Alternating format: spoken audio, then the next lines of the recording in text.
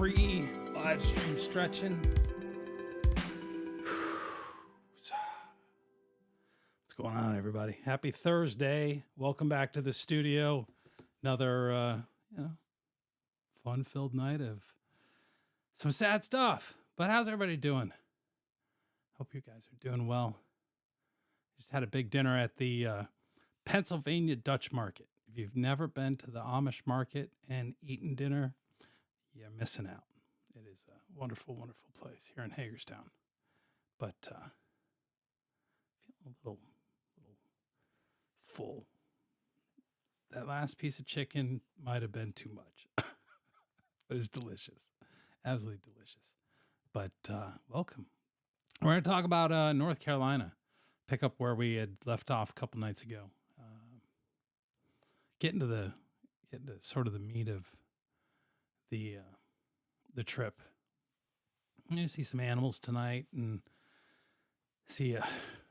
meet a rescue team, horseback rescue team, and hang out a little bit, chit chat, have some fun. Pine Knot Yoder. Let's see what you got to say here.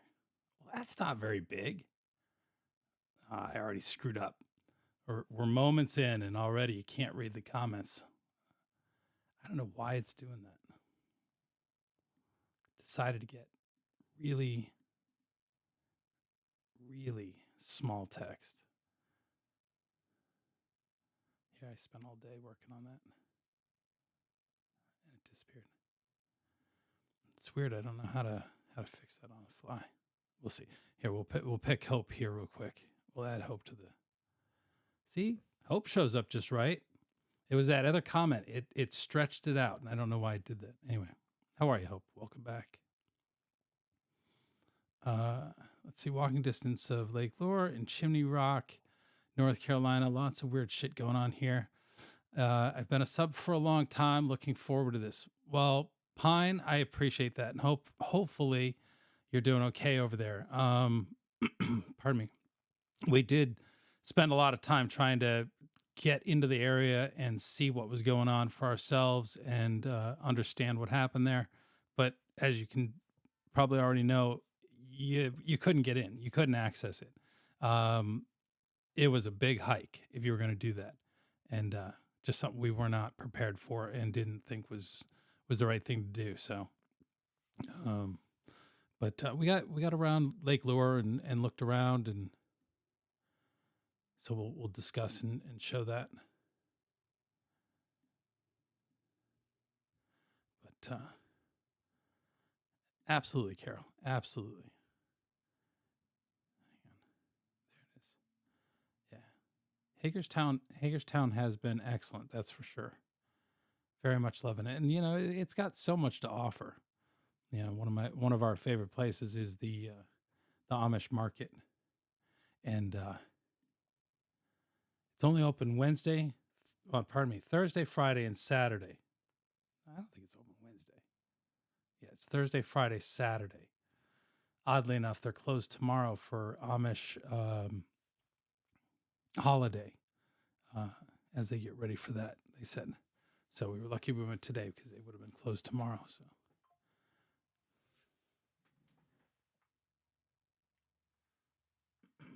Sorry, I just got to mute the phone. That gets annoying. Trip stumbles and falls into chat. Troy, hopefully you're having a good night so far. It's been a heck of a day, hasn't it?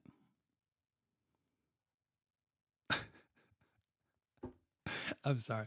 I promised myself I won't get into it. I won't. But we're gonna share a whole bunch of different stuff on another day. But I promised that I would get back to this North Carolina stuff, and so we got a lot to share with that, and we'll do that. But we'll talk about protesters and Scientology and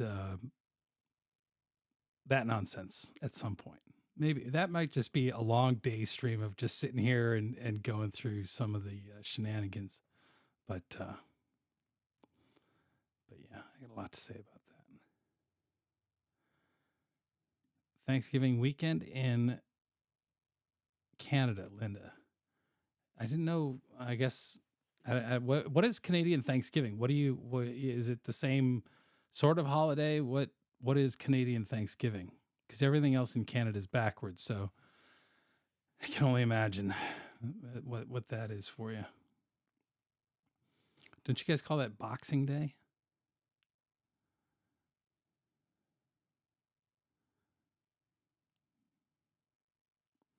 Thank you, Linda. I appreciate that. So just a brief recap. We went to North Carolina on Tuesday. We got up. One of us got up, even though I was awake on time. It took me a little longer to finish gathering my stuff to be able to leave. We were going to leave the house at 5. I don't think Captain Sparrow even woke up until 5, and so he got ready. He was practically in the car before I was even ready to go anyway. But we got out of here about 5:30, 6 o'clock, and headed to North Carolina. And we started by going into Lake Lure, and from Lake Lure, we worked our way around. Let me pull this up for you. Give you a little map here. Kind of show you where. Just to recap where we were, where we went. So here's this map here. And you got a nice big pointer. Okay, good. So we came in. 40 here was closed, and we came in and around through Charlotte area, down the 77 over here through Statesville. Came way east and south and came back up.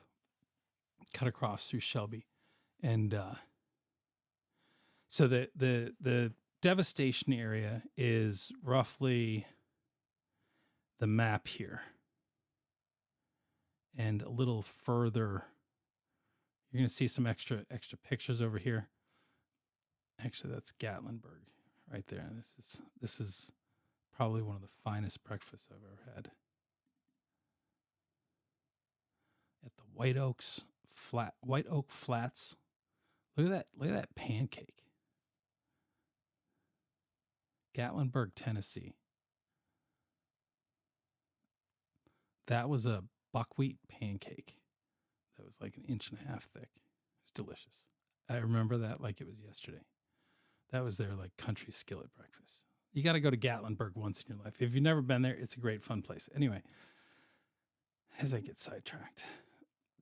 On our map here, so Johnson City, you can see Tennessee state border here. So this area all up in Greenville, White Pine, especially around the Water Dandridge area. We didn't get up here. You can kind of see where we went.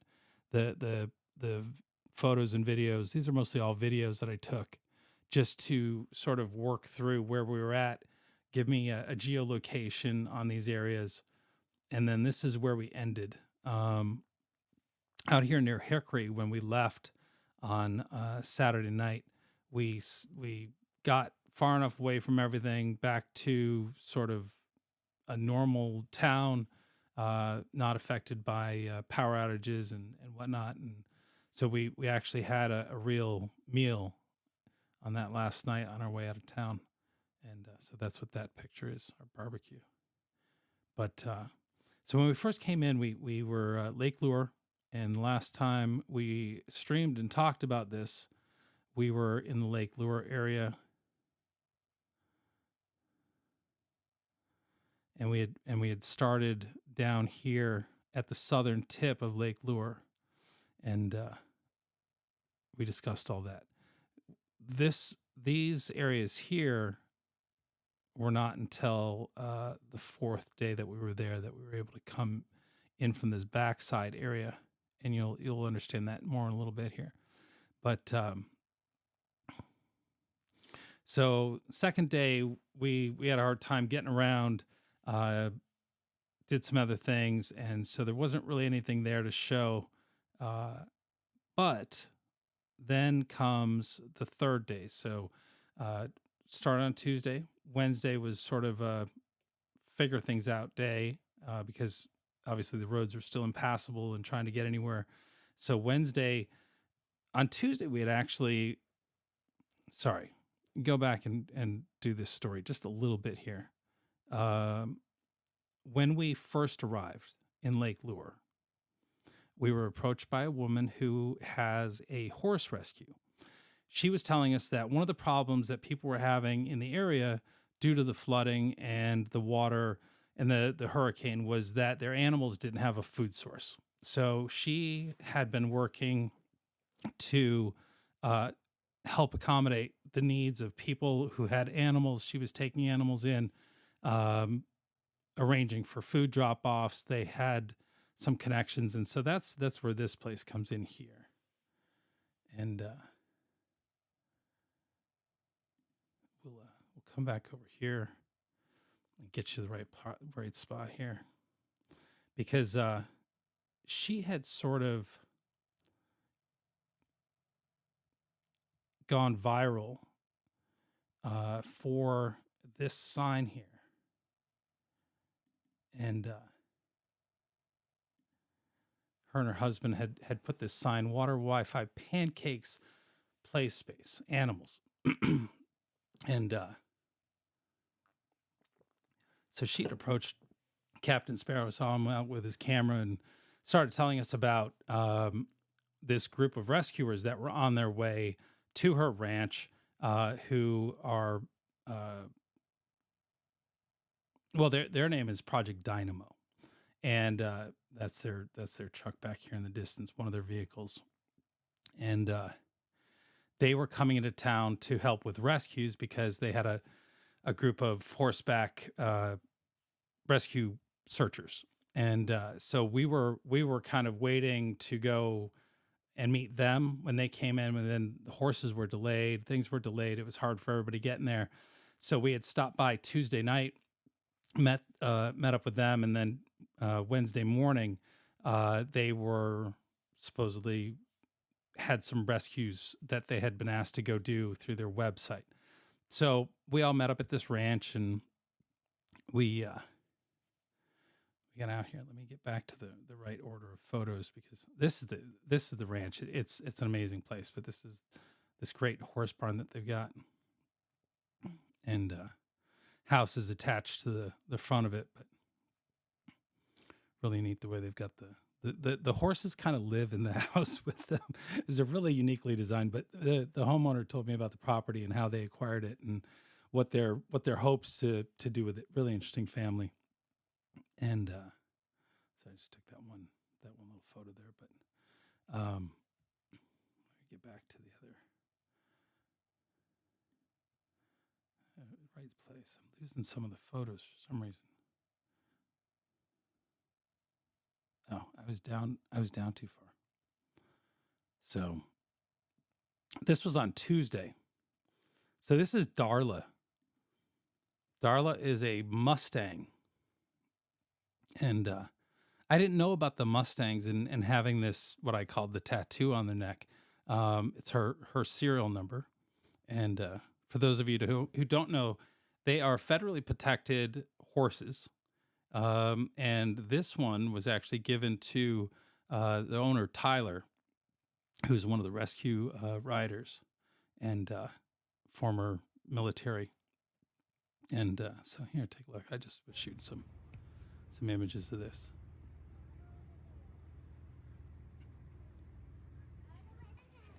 But beautiful, beautiful property, and she's like a big puppy dog. It's very sweet.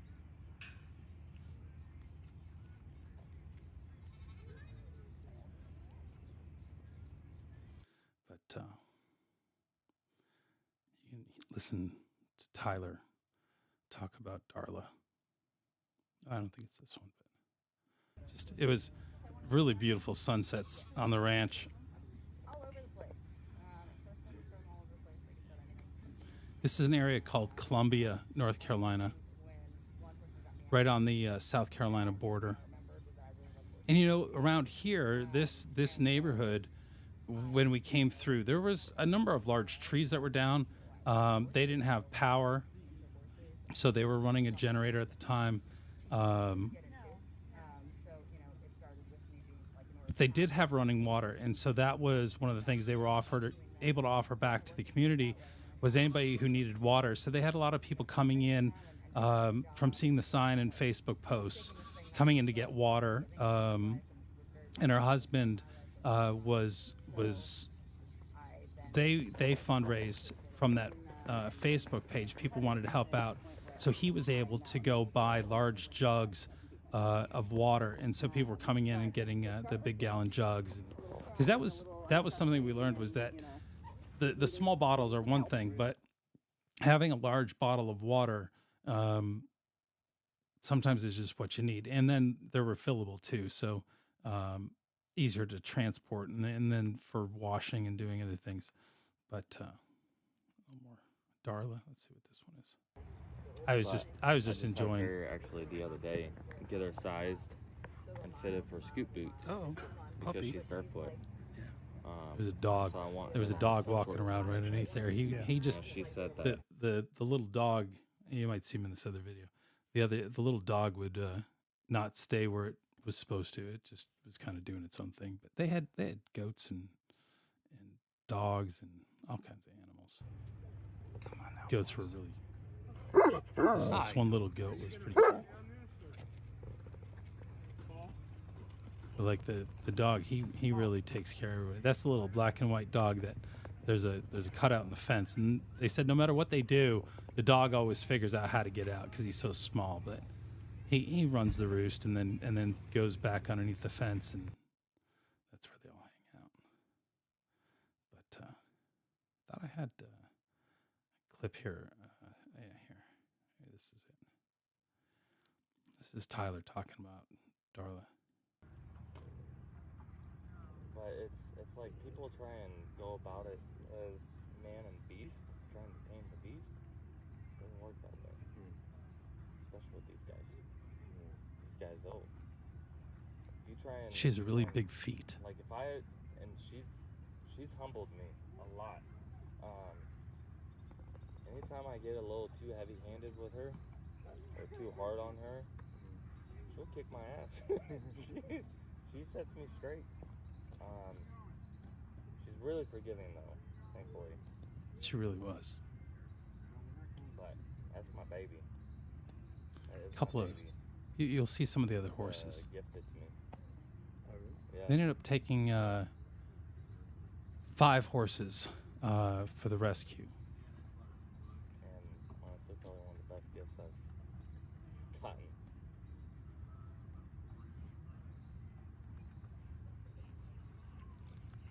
That's his pal, Darla.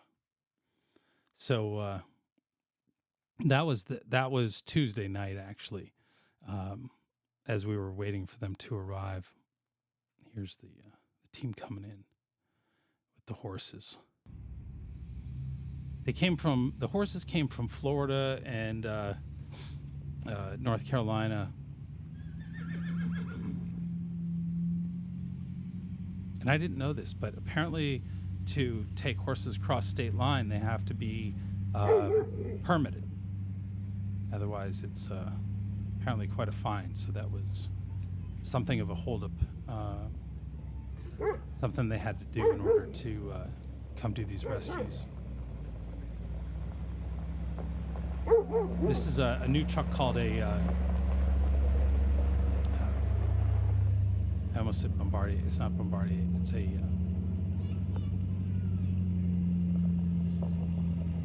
Swiss billionaire made it. It's an old style Land Rover.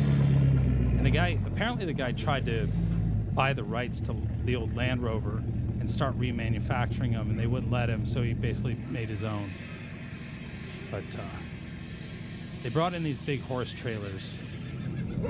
And so the reason this is important is because this second one that comes in is not going to be able to go with them. So they end up using the smaller trailers to get around because the roads were so bad and backed, still covered with trees and whatnot. There was one point in the story where they had to clear a little bit of the road for us to get through. So this is the next morning. Horses come out, and a couple of the other horses So the here horses that were in travel, the trailer. saddled, ready to go. And I didn't know this. Is that So they got the normal horses ready that operating morning. procedure? They got the horses ready that morning, and saddled up so that once they were in the trailer, as soon as they got there, they were ready to go rescue. So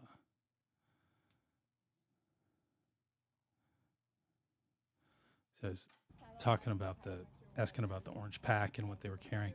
They surprisingly carried less supplies than I would have imagined. They actually went pretty lightweight. The rescue that they were asked to do, and I'll show you where it is on the map, was a bridge had been washed out and the neighborhood was cut off. And they had gotten a message from a Green Beret who was overseas that a woman and her child, newborn, and grandmother were in a house up this canyon. And so that's what we're setting out to go do, is to go check on them and then pull them out if that's what's necessary. So they were still working on getting out of there this morning. And so I'll show you what happens when we it was just them, pulling out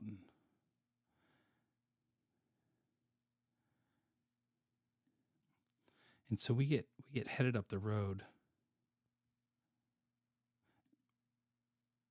This was FEMA, which I didn't get anything for that. But then we went here, actually. Let's fix this here. What happens is my photos are out of order for my library. Let me fix that so that I do this in the right order for you.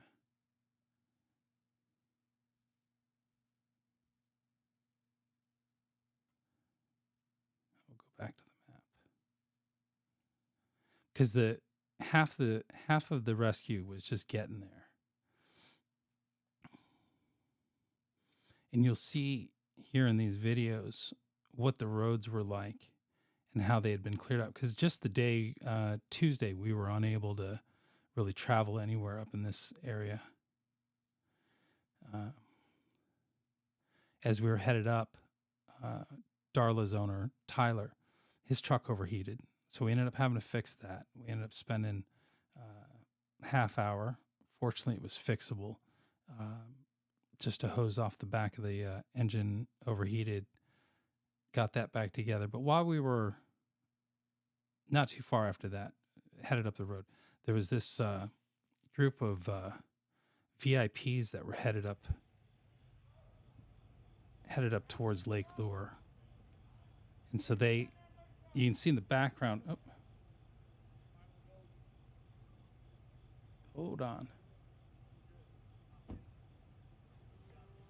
So this group of VIPs that had come up in the two SUVs.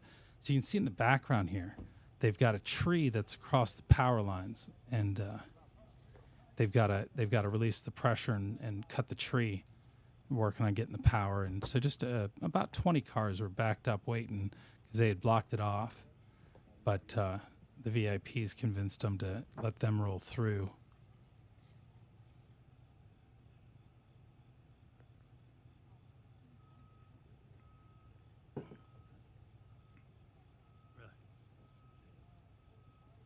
Nothing really, but this was what they did, right? But within about a half an hour, they had this cleared out. The log across was pulled and snapped the lines. They did that. Let's see here. So the roads, you'd go through these sections. This is just a good example of what it looked like, just sort of normal. Here we come up on one of the aid stations. So this is a community aid station. I'm just going to pause this a little bit. And this, that doesn't work to pause. And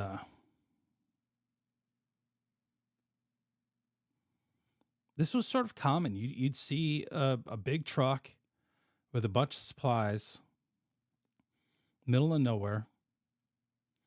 So homes are kind of far apart. They're spread out, but the communities have their centers, and they've got forklift there, and they're handing out everything. They just about everywhere we went, it looked like they were well supplied. And if you stopped and asked, they would say, "Yeah, we've got everything we need." And this was just a sort of common scene. Everybody coming through. Get you slow down a little bit. They had some hot meals going. There was always a barbecue or flat top. Something was cooking. And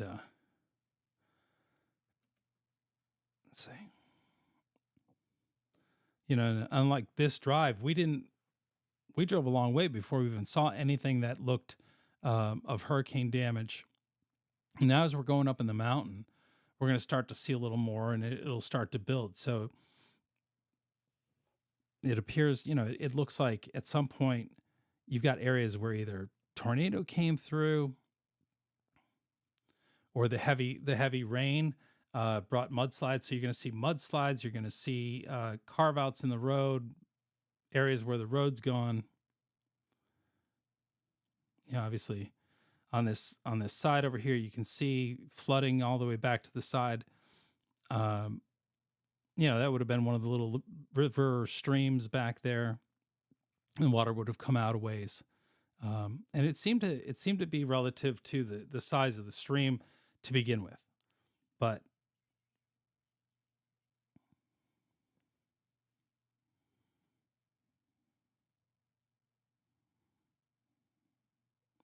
it is absolutely beautiful countryside. We'll just zoom through here because you can see as we go up the road, kind of looks normal.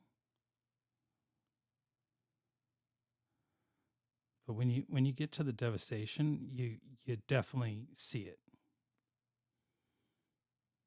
But it's very patchy in some places, especially up in the mountains. Especially when it comes to the trees down.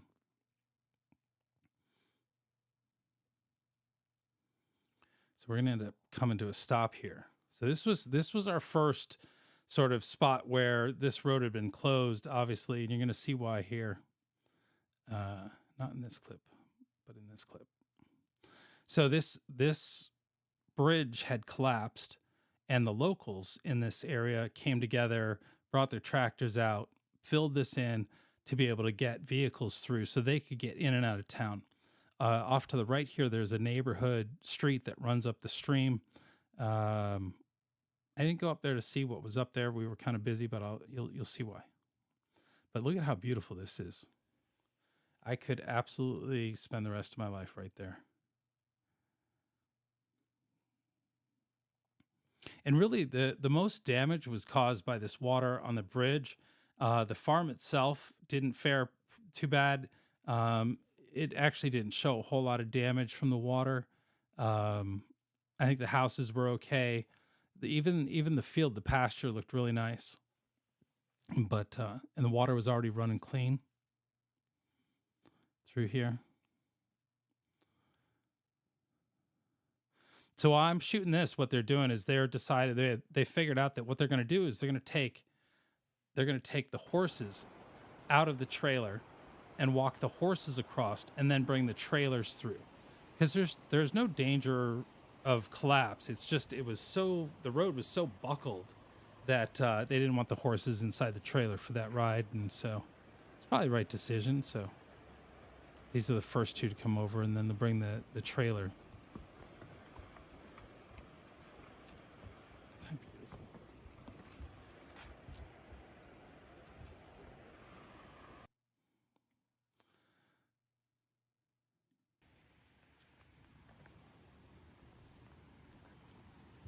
The weather had cleared up really quickly. The sun was out. It was drying everything out really nice. So that was helpful for the rescue crews doing their work.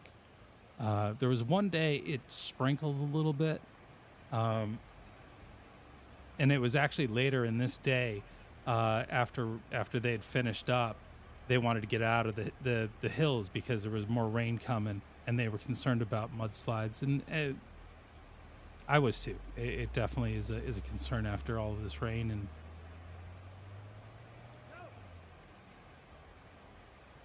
And that's a steel bridge. And it looked like the concrete had gotten washed out underneath that far side there. Would have been a heck of a ride for the ponies. So this trailer pulls up over here, and they go to, well, the I don't know what to call it, the horse wrangler, the rescuer. She's got her 2 horses, and she's standing there. And so I asked her, and I ended up just putting my phone in my pocket and opening up the back of the trailer for her to get the horses loaded, because she had put they'd stopped the trailer so close to the bridge that in order for the next one to come, they really had to get the 2 horses loaded in. So she ends up handing me the 2 horses while she messes around, and then she takes one of the horses, tries to get him in the trailer, and he didn't want to go. And so I'm standing there with the other one, and she's fighting with the one horse, and then the other trailer, it starts to come up. So all of a sudden I got 2 horses, and I don't mind horses. I haven't worked with horses. I'm not a horse person, but I can deal with horses. They are much different than a dog. They're much different than Tucker, but man, they play you like a fiddle. But anyway, so I got to play horse wrangler for a little bit, and it was interesting. I only got stepped on once. Learned my lesson quickly. Thankfully, I had my boots on.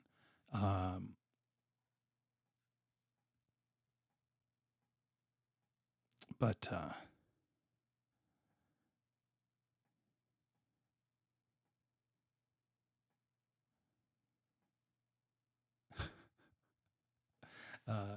but yeah, no, it was interesting. So they got all the horses over, and we ended up carrying on our way, and I just shot some video here and there, and they had their own sort of video crew, but we ended up spending a little bit of time here on the side of the road because we had some neighbors come up. They were curious as to what was going on. There was a little upset with one of the neighbors on the backside trying to get out as the horse trailers were coming up the hill. She wanted to go down the hill. She was a little aggravated, but the neighbors helped sort of calm her down and get her through. And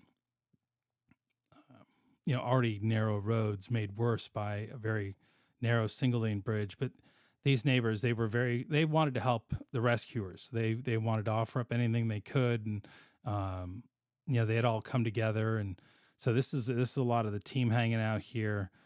Some of the team had gone up ahead to clear the road from a tree limb that was hanging kind of low for the trailers. So they wanted to make sure that was all set. And here this is. So this is Richard.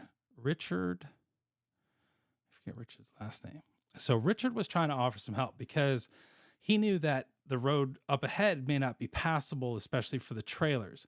And so here's him telling the story of what he had done to try to make another path basically through the property that he has. Yep, wrong button. Been all around up through there? Yeah. I told them, my father-in-law, if you'll look going up at the Woodminder sawmill on the left of the road, he owns all that land up through there. Stop and talk to him, and y'all can look at that pass while I made it where you can get across it with a pickup truck. I don't know about trailers. I don't know if you can trust it or not. Okay. I mean, I just built it so we can get We're trying to get to Black Mountain. That's what I'm saying. I told him, what's his name? Scott. Scott, yeah. If you couldn't get the past that, just Ask you if you can pull the trailers up there to that where it's washed out. Unload your horses, and I'll be back through there all day, and I'll keep eye on your Okay. trucks and stuff there. Thank you.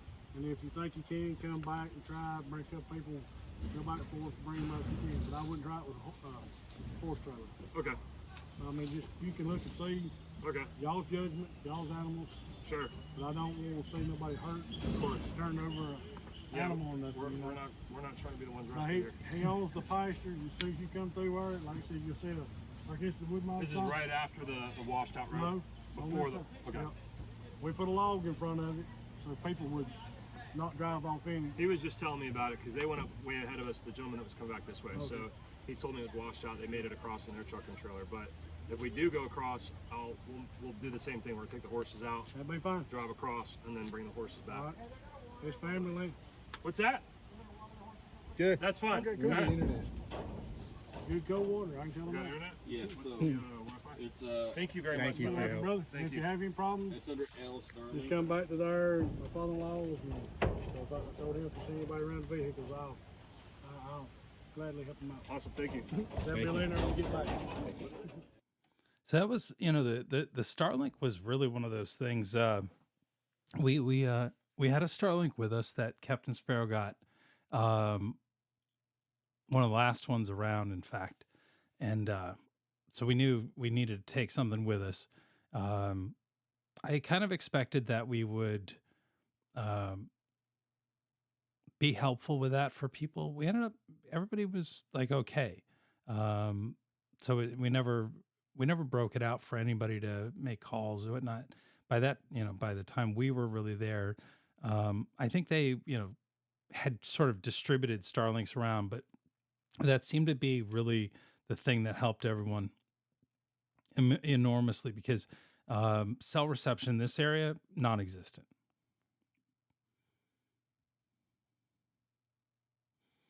So just getting some water in the horses. I didn't realize how fast a horse could down a bucket of water. Somewhere here, there's two heads in one bucket, and I just thought it was so we headed back down the road. This is where it starts to get a little hairier. Further we get up into the mountain, the worse it's going to get. You see some down limbs there.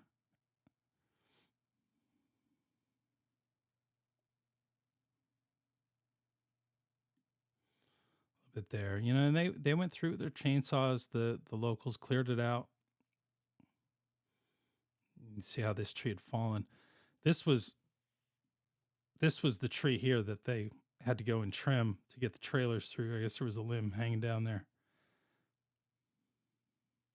You can see off to the side here, you got the river falling along.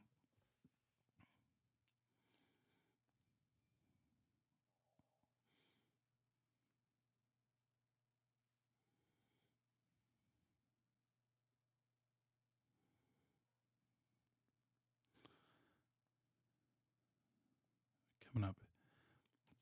It's not as washed out, but the river crosses right up the road here. Let's see if we can speed up and get there a little bit. This is typical kind of damage. You'd see the tree here and there. Then there'd be the areas where there's just tons of trees down. A lot down here. These are all blocking the road at some point. They clear everything out. You can see these down. Washed out there. So the roads were really impassable the first couple days. And I think Richard had said that this had all been cleared out just the day, either that morning or the day before they'd been out working on it. One of the rigs over there. Right here is where this road's washed out because the creek crosses over. Fortunately, the houses on either side didn't seem to be damaged at all by that.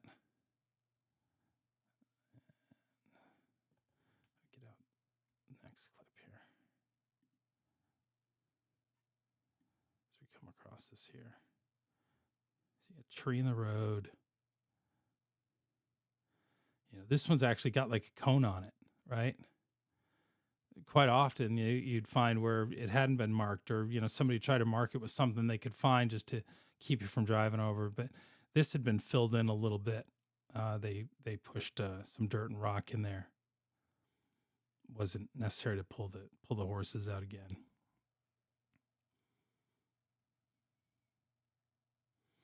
Nothing really all that dangerous here. But the further we head up the road, it gets worse and worse. And so this 55-minute drive took us 3.5 hours to get up the mountain to Black Mountain.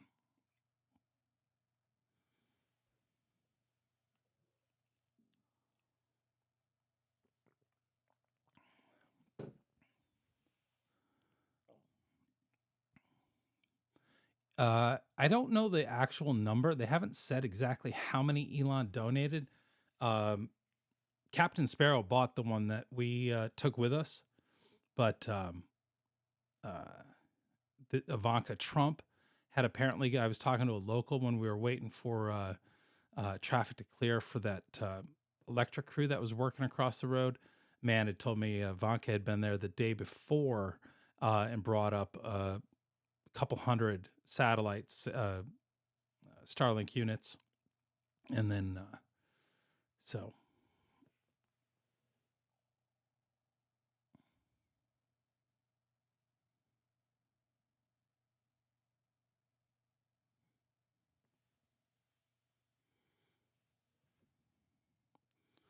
More trees.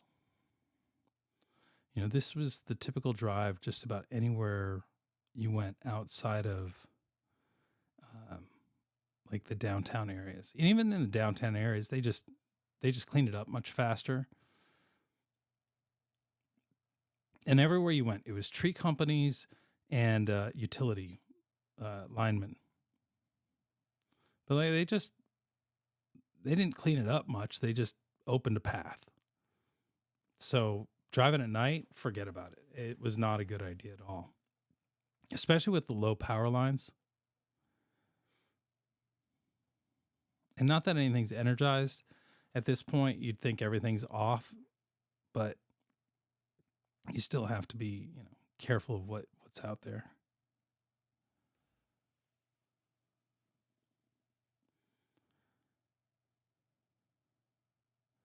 Yeah, I think we're kind of lucky if it was just trees that were down.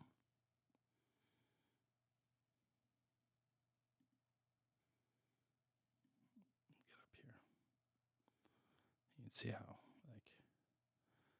did a tornado come through there? Just wind? Like, were these trees that weak that, the wind would come through and just blow some of them down? This was a great old barn right here. Just the kind of things you find, but you see how the water came through on the right. Might have led to the erosion, knocking down the trees.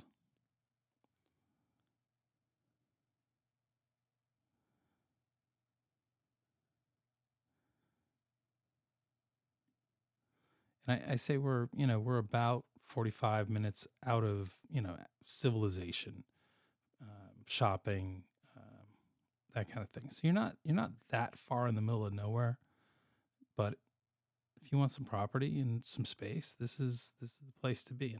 And I can totally see why. Yeah. So this was a bit of a mudslide, came down the hill.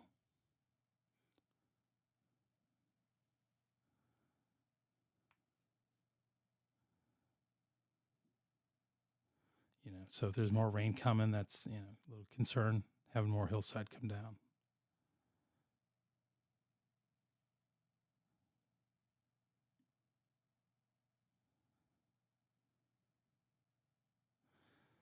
So this place got hit by a tree.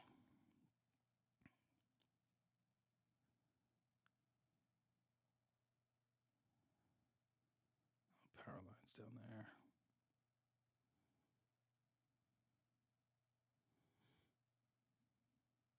So there's like a bit of a creek down to the left side here.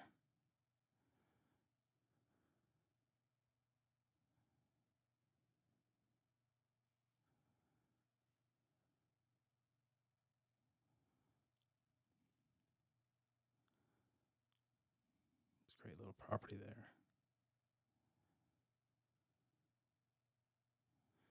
Again, imagine, you're back here, you got to get out. Which way are you going to go? Turns out downhill was the best route, because going forward, I think this is the road that ends up being really washed out. Unless there's another turn, but there's not too many options when it comes to roads.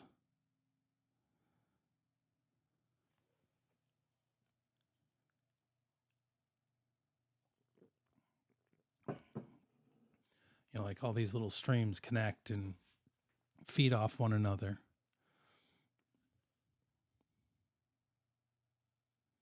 What's going on, Ren?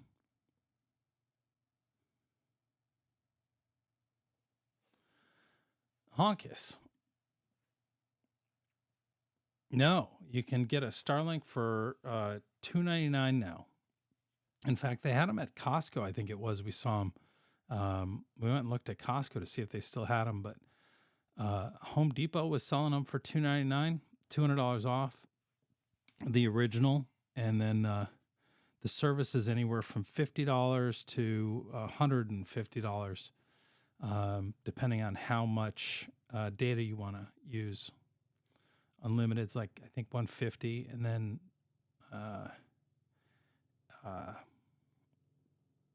I think it was 50 gigs a month for a household was $55, if I remember what he was saying. But I'll tell you, it's really impressive, and it is more than adequate for what you need.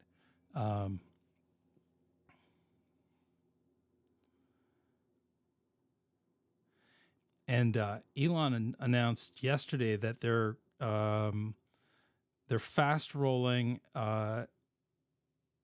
Starlink to cellular on the T-Mobile network.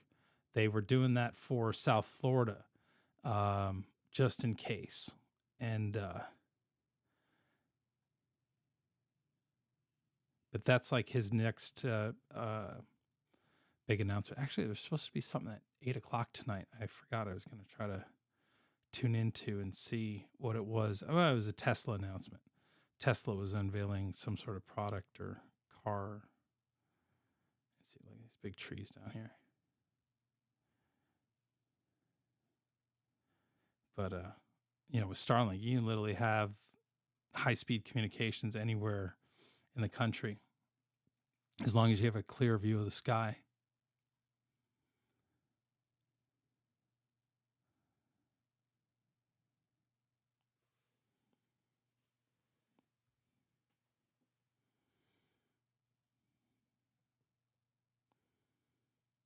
And then, like, we ran it on a battery backup, and it draws hardly any power. So it's if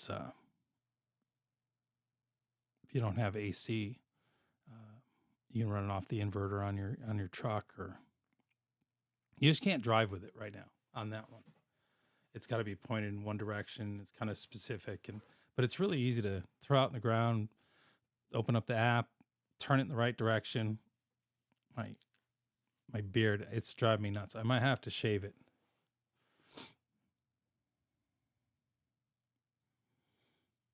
I got one mustache hair that's like pointing right at my nose and tickling me. Okay, eventually we're getting there. We're gonna speed through this, because there's just a couple areas that. This one here. I think we're going to speed up. They have some of the coolest old cars. So this is like some British knockoff Volkswagen kit car. This guy was quite a collector of cars, but this is kind of a junky area that we're about to go through. But we're going to sit here for a minute, because the road, they got to make sure it's clear for the trucks or for the trailers. And then this was the damage. So the hill had slid out across the road, and so this was still probably one of the worst areas that we went through to get to Black Mountain, as far as still in the process of being cleaned out. And I don't know that we'll see it in this video. I actually didn't realize it until we were coming back, but let's see. You might be able to see it here, back here. This guy looked like he built not tree houses, but it was like one big giant wood tree fort built up in the trees and all these decks and whatnot that it appears the hurricane really tore up. I kind of saw his vision, but his it was a mess. Let's just leave it at that. It was a big mess, but I think that probably was his pickup truck. And then let's see if we see it as we go through here.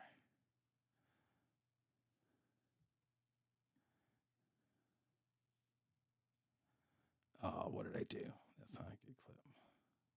Here it is.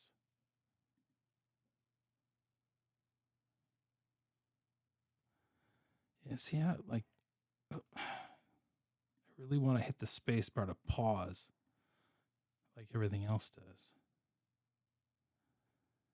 See up here on the right? That's part of what the structure was.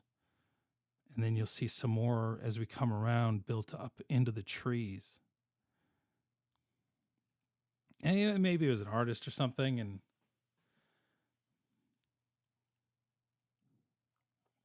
I had to pick up a passenger. He was watching to make sure everybody got through and our last vehicle, so.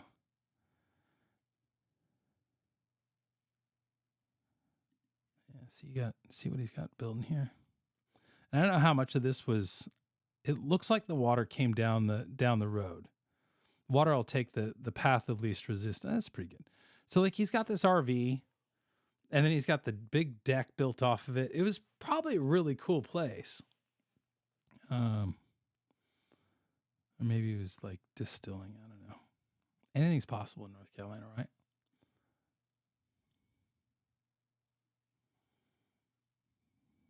Let's see how much came down.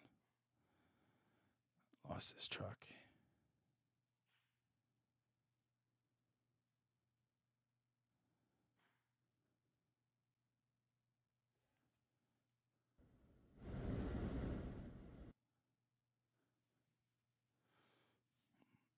Now we're going to sit here as he gets back in, and we'll go to the next clip here.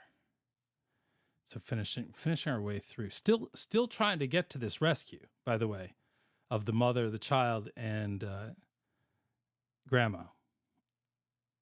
And we're going to sit there. Yeah, we're still going to sit there. And try this one. All right, here we go.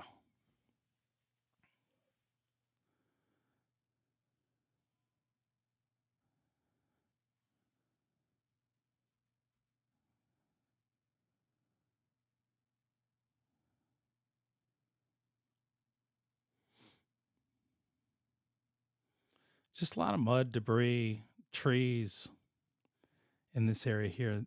The river, the stream, the creek, whatever, size, it's not very big. It's just down to the left here.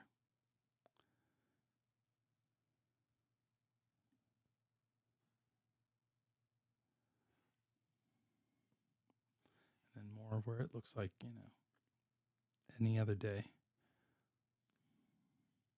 Still just little mud debris.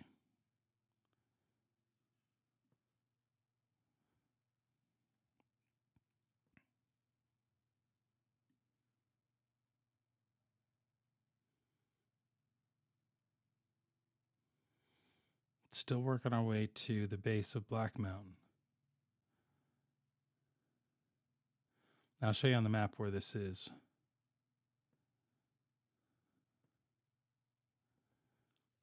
Another little water crossing here. Now this RV got washed out.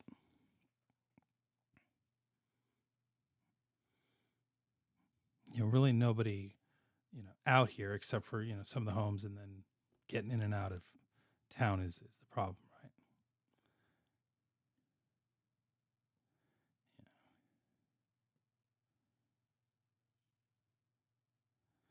So this was a bridge. Now we're making a left here. And so you can see the water had come through and up and over, and bridge was still in place. That was another cross creek that ran together.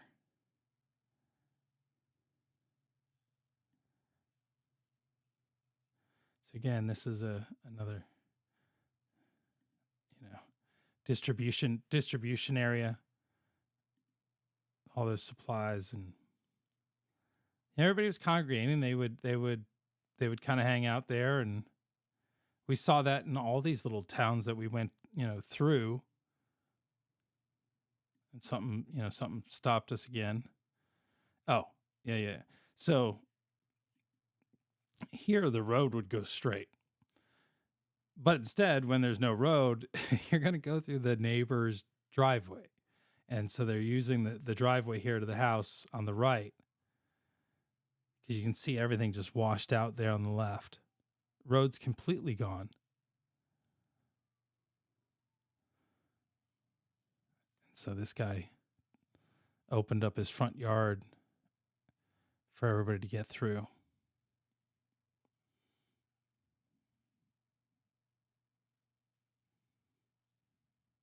It's just a little tight. And I don't know how much they fixed that, if they created that. But they just do what they got to do, right? Power lines down, roads out there. Big tree limb up there.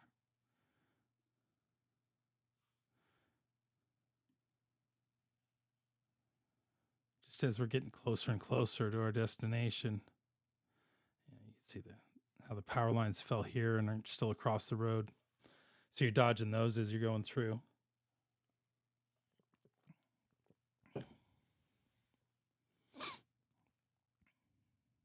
Somebody was nice enough to tag those as low. That'll make a bad day. Helicopter in the air.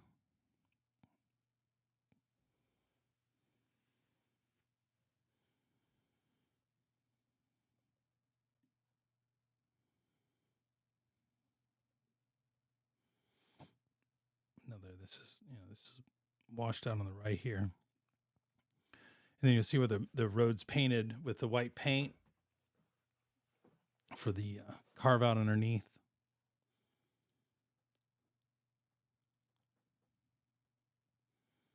So you got slide, and then right there you got part of the road washed away. People put limbs and whatnot, kind of mark it out. It's not going to hold the weight.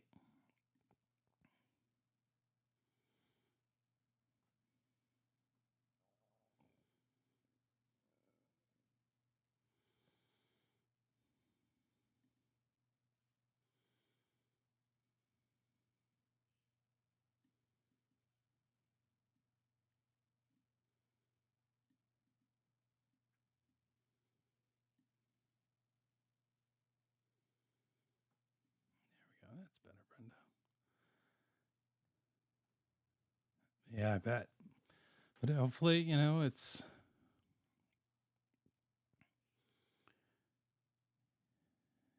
people are not used to seeing this up in the mountains, right? And the whole power line down there. Pole snapped. Well, it looks like it's cut now, but fell from the left to the right.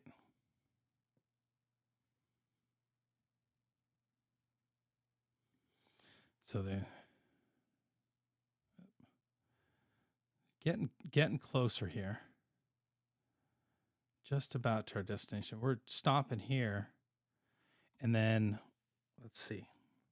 They stopped for a second because in this clip here, this road over here, they went to make sure that the trailers were going to get through, and I'm going to walk down this bridge here.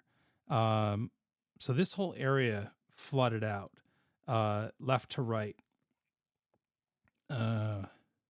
And so they've got this detour here. As I walk up, I learned that this road is sort of like a cutoff, and that you don't need to drive across this. You just keep going up that road, and it actually brings you back around. But this is sort of the main road here. Bump it up a little bit. So this house got a bit of water on the right. RV flooded out. didn't look like it moved though. But you can see how far up the water came and spread out quite far from the river with the high water line. So this road was taken out by erosion, this bridge, and this tree has gone and fallen into the roadway. And so they didn't even bother to fix it. There was no sense with being able to go around, but you can kind of see how much washout is here on this bitter water. I don't remember which river this is. We'll check here in a minute. I don't think this is French. Well, I know this isn't the French Broad. This would be one of the smaller.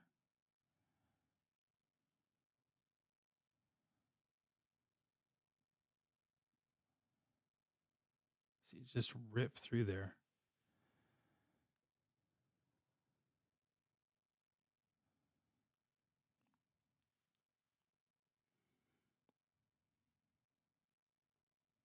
That's a beautiful tree too.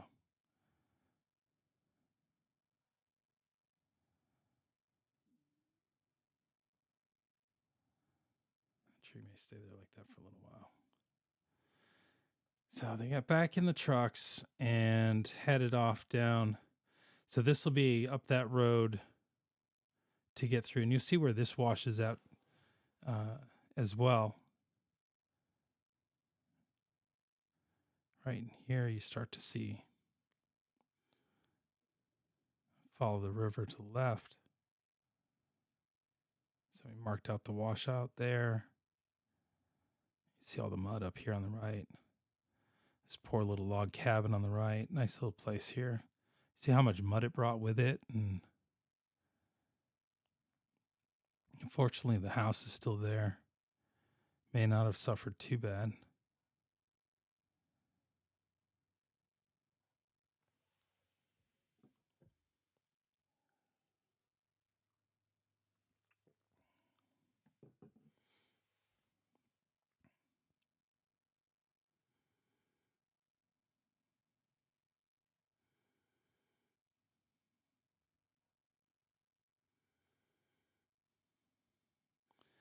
And we're still making our way to the rescue. By the time we get up here, it's about 3:00 in the afternoon. It's 10 minutes to 2 right now in this video. So this house down along by the river, as you can see, was just ripped to pieces. This place down below here, I don't know what kind of shape it was in. It definitely got waterlogged, but it was made of stone. So there's at least that house and maybe one other. Maybe that's part of that house. There's this place here, sort of little vacation spots.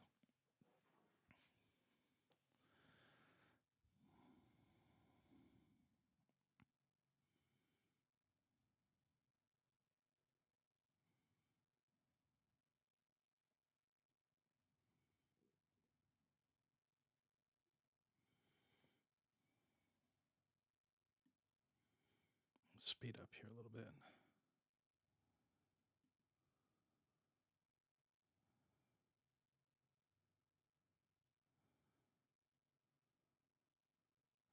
You know, for the most part, like, it was rare to see water out on the road.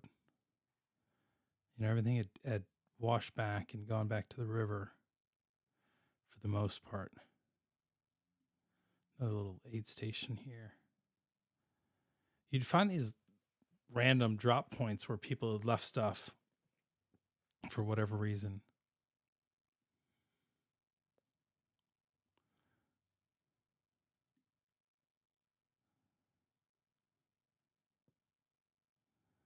Let's see. Kind of seen one down tree. You've seen them all. Get us to destination here. You know, just weird little spots.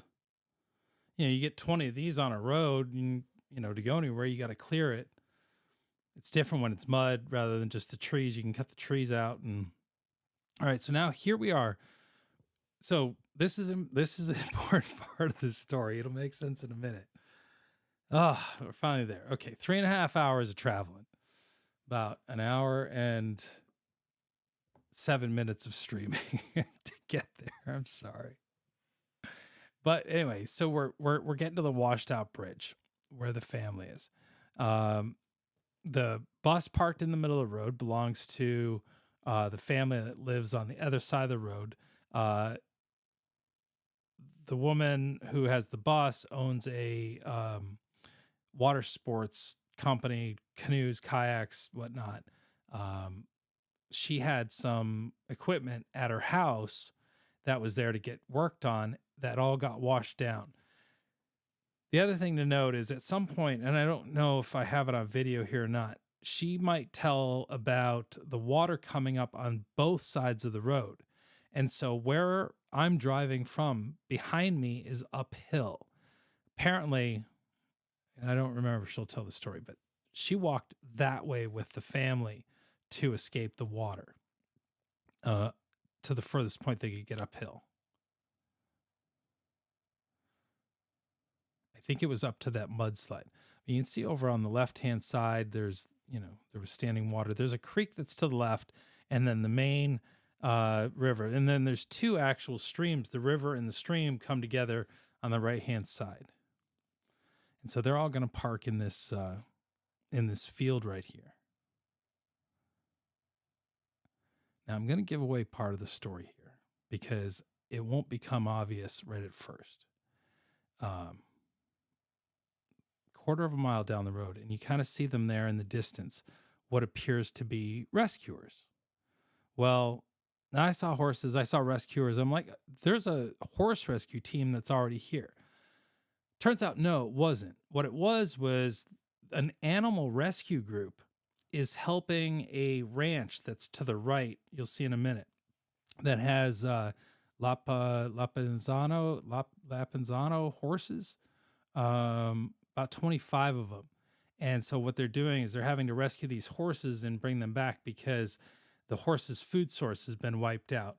Earlier in the day, they got a delivery of hay, and that's what's happening in this video here. The girls are carrying the last bale back over into the dry area for the horses.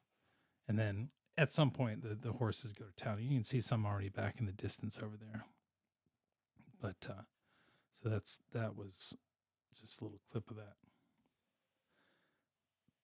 So this is the two rivers. This is one area of river here. Water comes down from the mountain this way, and then the main source of water comes straight through. And I was informed that everything that you see that's looks like sandbar is all brand new. And this river wasn't that wide, and the road is over there to the left. So this is the old roadway over here, and the bridge spanned across that. And so that's why this rescue team is here, is because they believe that this woman and her child and grandmother are stuck up this hill, unable to get out. So the team shows up, and these two young people come out, and this is what they tell the rescuers.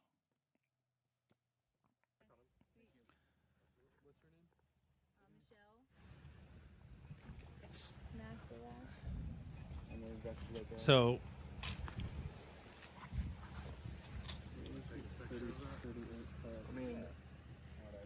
I'm gonna go look. So what she had conveyed was that this woman named Michelle and her 3 kids live up that road someplace, and they have not been accounted for, according to this young lady and this gentleman here. And these two, they don't really identify themselves, and then they leave. So we'll get back to Michelle and her kids here in a minute.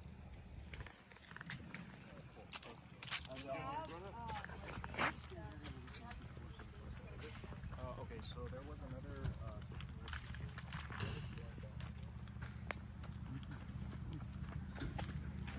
So apparently the water had come all the way up to the road on this side, and then from the other side, up to the road as well. The water never crossed the road, apparently, merging the two streams, but everything washed downhill from where I just walked. So they're just out getting the horses, saddled up, ready, everybody ready to go. Let's give you a sense of where they're headed. In fact, I'll show you on the map where they're going. So what they're going to have to do is they're going to take the horses down the road further. And there's a river crossing that's back over this way. And they'll cross the river, and you'll see a shot of that. And then they'll have to come back up this way and continue up the road here.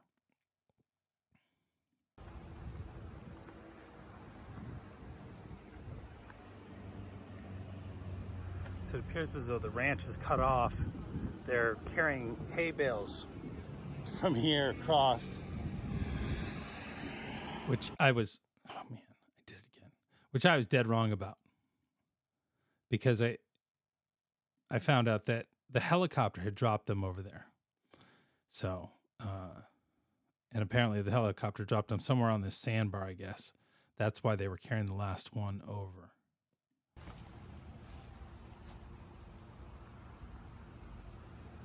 So all this equipment that's up on the side there and what they were using to get people across, they actually had to go down the road, she said, about half mile, 3/4 of a mile, and find everything that had floated away.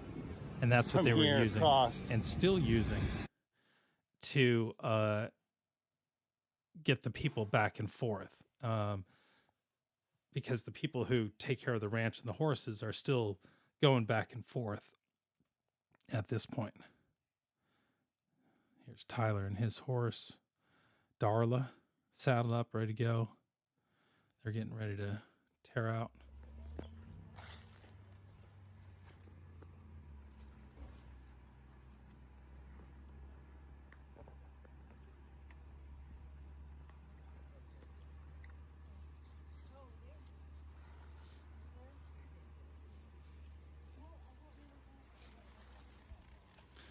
Little bug spray before they go.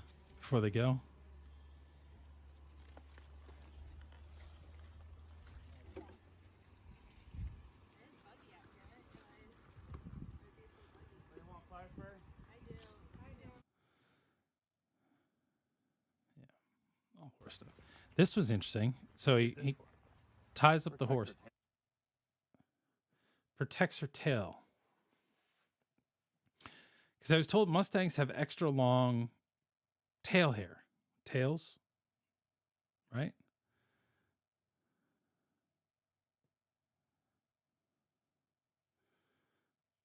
And I'll be honest, I'm waiting for Darla just to kick him, but they're buds, so that's not going to happen, right?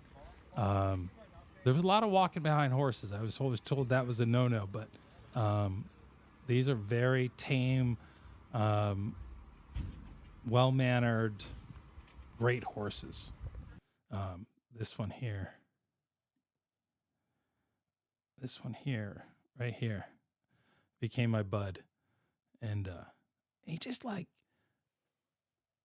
he's like Tucker, when you want affection, you want rubs. You're not, and that's what he does. And then really, what he wanted, I realized, was to have his reins released from the parking brake up here so he could get his head down and eat the grass on the side of the road. Life lesson. That's all I'm saying. But yeah, so this is where we were. You can kind of see on the map here. So this is where we're at this moment. Not this moment, but that moment in the video. And so you see the river here, which is the Broad River, as it comes downriver this way to the south. And so going west here, which I actually think this is,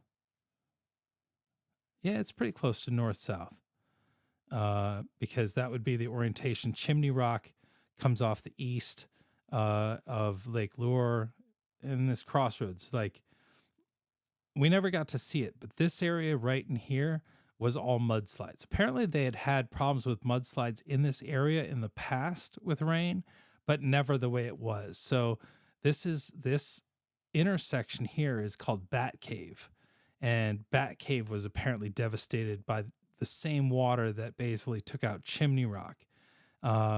Extremely difficult to access, and we never found a way in there.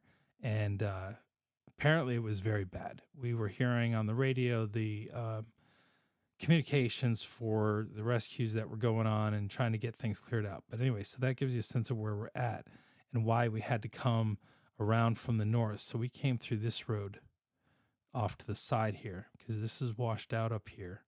So we came up, and this was the hairpin turn. You didn't quite see it on the video, but then came down and finished off the last and came into this area. And so the address that we had was for right here on this lane. So it's the one road up, and there's, I forget how many houses. It was like 25 houses, I think it was, maybe just a few more, and then, up the hill. But this is where the family was. And then Michelle lived up there someplace. So the team's now looking for her, right? So remember that part of the story. This was my arrow. That's where the road is, straight up there. And then back in a canyon up here to the left is where the house is that they're going. And I don't think there's anything really. Somewhere up that hill, about a mile or less,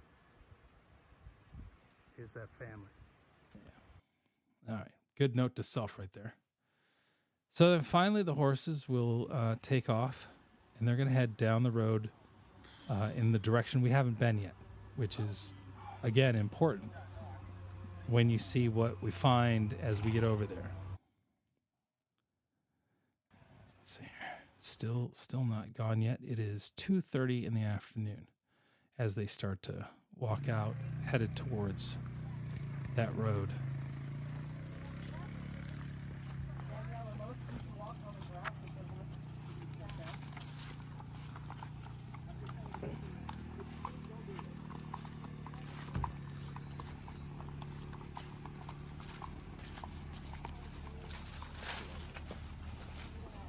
So this is the woman who owns the bus and lives across the street, and was giving a firsthand account of what happened, which I haven't heard at this point because she just came out. It's after they leave that I hear the story of the rescues that she and others did, with roughly about 20 people, getting them across the river to safety. The next day, the water started going back, and daylight. So these guys going off to do the rescue don't know any of this information. So they're going to go down the road, and there's an opening. The truck, the Jeep-ish thing here, the Grenadier, has gone up and scouted. And let's see. Let's do this one here.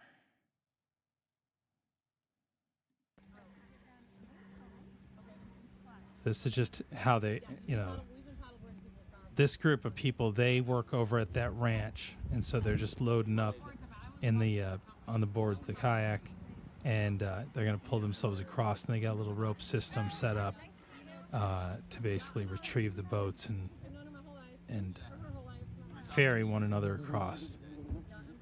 So that's just to show you how they're dealing with the storm and access and what they're going to have to do for a little while. So then this is some of the rescues. Rescue the horses getting ready to cross at the river crossing. So I'm just out on the main road through the trees, looking across, and they're gonna come down here. The yellow and red, that's the animal rescue team that's pulling the horses out and taking them to a safe place to hang out. They were getting the wild ones out first, and when I was over there, the horses are not happy to be in these trailers, and So they have some very wild horses uh, in and amongst the 25. And the sad part is that of the 25 horses that lived on that ranch, 22 survived. Three of them were pulled away by the water, and somebody, I think it was the woman from the adventure rentals, told me that sort of where the three horses were located. And I kind of wondered, because she said one was downriver a little bit, if that was sort of, what these horses were going through, and maybe they knew that there was something wrong in the horses, because I talked about the night before, I talked to the wranglers about how the horses handle mud and how they handle the water, and they didn't have any concerns, but like once they got going, all of them, they went. But again, they're sort of skittish, and I ride dirt bikes, and you kind of have that same thought when it comes to river crossing, because you don't know what's under the water, right? And so you got to kind of just peg it and go. You got to make sure it's not too deep, but the horses are being cautious, it looked like. So they're gonna cross here. They're across the water there, and then they'll continue down on the new sandbar, which used to be a pasture, to the road. So here's where things start to get interesting. Is this photograph, this little video. So this is the Vermont Urban Search and Rescue Team, and it turns out they've been there for a couple days, and they had done some rescues. The thing is they couldn't confirm whether mom, child, and grandmother had been pulled out of the house or not. They couldn't say definitively, yes, everybody's gone. So strangely, they were not happy that this rescue team was going up into an area that they had done search and rescue already. And I didn't get to see that interaction. But I was told that it was tension between these guys, because you can see they're clearly there. They've got this whole tent set up, and they seem pretty organized, but it's not until I go back to the staging area where the trailers are that end up getting confirmation that Michelle had already been pulled out of there with the three girls. In fact, rescued by helicopter, apparently. Her name was on some list that the adventure rental woman got to and came back and confirmed. But she also couldn't confirm whether mom and child and grandmother had been rescued. So really the rescue team had to go up there no matter what and confirm at this address that nobody's there. So we'll get to that little bit of the story, but you can hear the horses kicking the trailer. They're mad. I'll play that again here because I really didn't have sound up.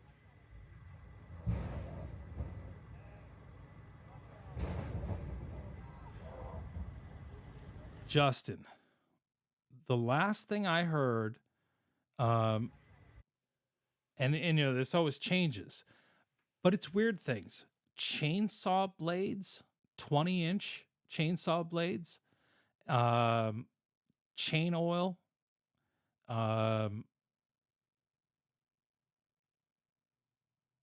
what else was it? There was something else that was like sort of the last thing. At the time we were there, they needed gloves, latex gloves for the rescue crews, and the cleanup crews. But, I'm sure those things have already, sort of gotten that way. But there was so much water. There was so much supplies. There was, everything from in Burnsville. They had everything from the $7 health nut bread, the good stuff. I forget what it's called, some guy's name. They had so much in supplies. You could find anything you needed if you went there and just asked for it. Small towns, they had lots of, food and water and whatnot. So it was really more, I think, gearing towards cleanup at the time and the tools necessary to do those cleanups. And I don't know what's happened since Saturday and what's changed, but I still keep hearing that they're trying to get into some of those areas that are still deep up in the mountains, Burnsville. So, and Burnsville being sort of the center hub. Go back here. Where are we at here? White House, Old Fort Black Hills. Burnsville up here, right? So here's Burnsville. See all these roads that come up into the mountains? All of these roads have little fingers off of them. And that's what that's what has been the hardest to get to. Especially this area that's over here. This one, 19W up towards Sioux. They were having a hard time clearing up there. And you see how far this road goes. That's the one access road. Takes you all the way through to, what is this, 23, 26 again.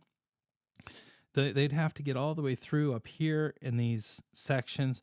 Now, maybe they, started coming through from Earnstville if they were organized in doing that. And then see, like, this road comes up here and then it gets a little smaller.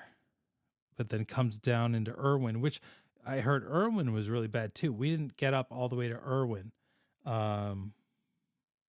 This map doesn't show us road closures.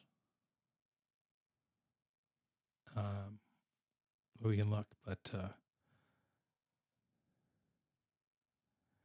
yeah, so we'll get back down here. So there's a town of Black Mountain. And again, we couldn't get to Black Mountain because the road was closed up here. We came in this way, right? Along here, through the back country. That's why it took us 3.5 hours. You can kind of see the loop that we had to do around Lake Lure and back in down this way, coming up here.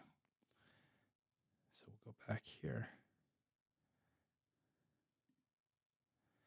So anyway, this story has a bit of a happy ending, at least.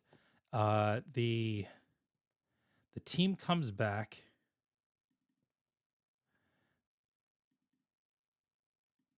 They ended up making contact with 2 houses that had people there that said they were fine.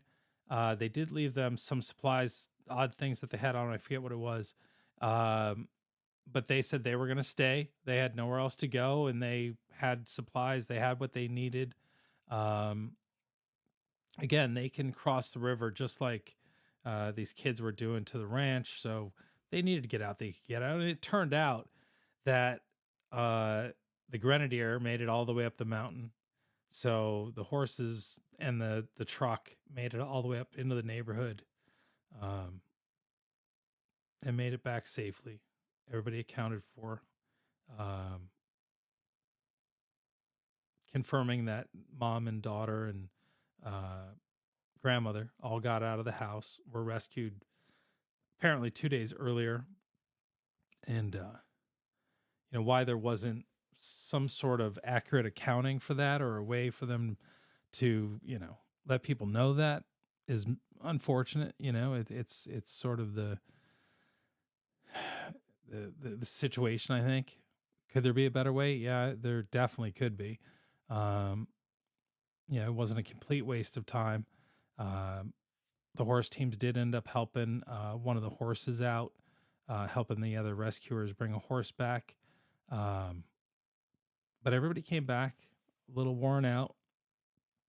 And that was our day of rescuing no one.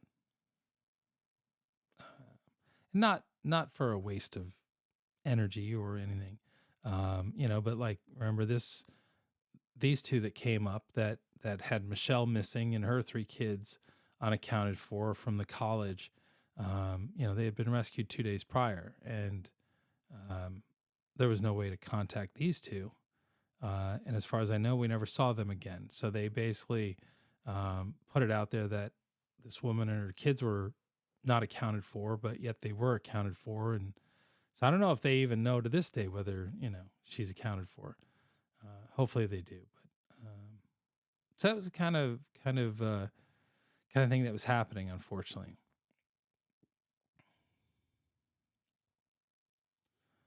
But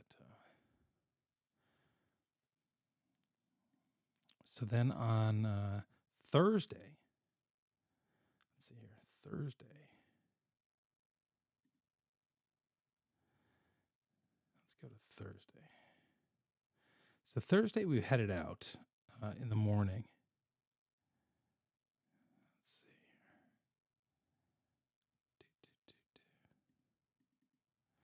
So this is, let's see where this is on the map. This is going to be in Asheville. And this is it's kind of the north, I think, what is it? South side of Asheville. Sort of an arts district down here. It's the Grail Movie House and the Marquee, the Flying Bike, but you see the proximity to the French Broad River. So the other river we were on was the Broad River. This is the French Broad. And remember, the French Broad runs north uphill. I still haven't really figured that one out. But this is this area right down here. Just completely mud soaked. You can see where the water level kind of comes up. There's a good bit of mud right here. Compared to like the sand on the Broad River where the bridge was washed out. You got a sandy creek. This is a muddy creek. They don't have water, so they have to pull it out from the river. You can see how high and that could just be splashed from people driving through, but sometimes on these hillsides with I know what this is called. I was told this bad stuff, but you can see how the water came up the hill.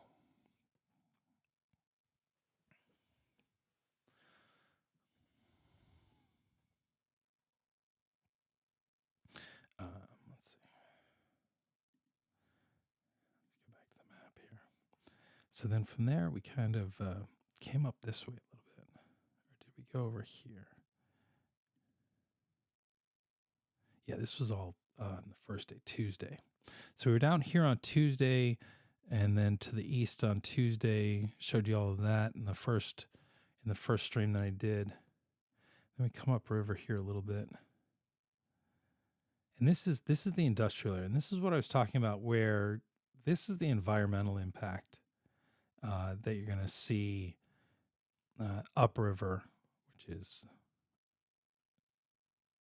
kind of bad. But chicken egg building as we head north up River Road. So this is propane tanks. We're gonna see PVC factory, tubing factory. Water was, to the side of the road here. I don't know if I still have it or not. 24.5 feet of rise in the Broad, or it went up to 24.5 feet. 14 feet, I think, was the record, and it exceeded the record. So this is that same sort of water level that Marshall got. Somewhere along this river between here and Marshall is a measuring station meter.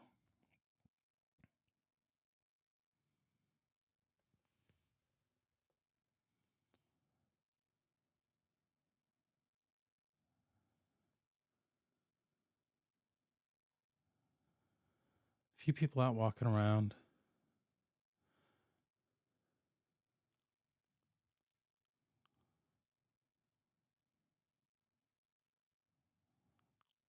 There's just a lot of, you see what this truck is up on its side here.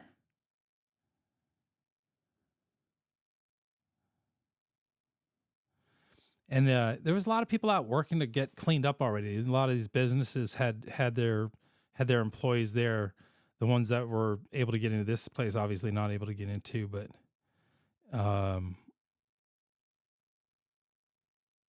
see just sort of the devastation that was left behind, and all the cars marked with orange paint that they've been checked for occupants. And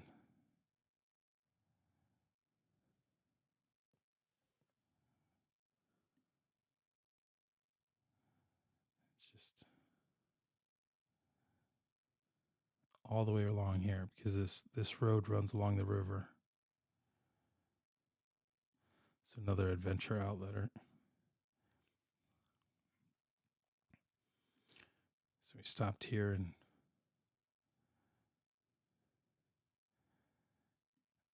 threw the drone up. Let's see what we got next here. So we go back to the map.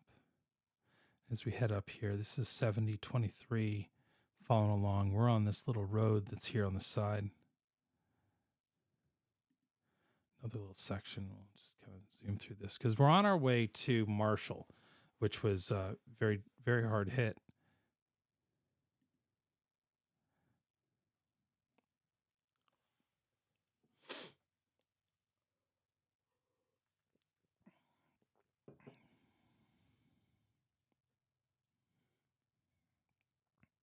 It all pretty much looks like this right there.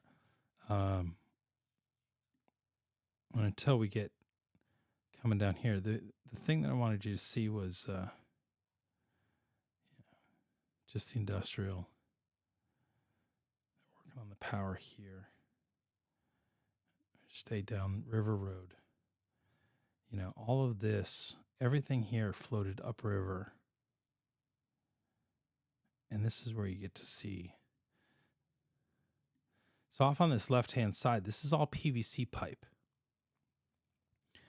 And it looked pretty unscathed as we went by. I didn't have any reference to what it was before. But it's not until we get upriver that you really see how much of this pipe has washed upriver.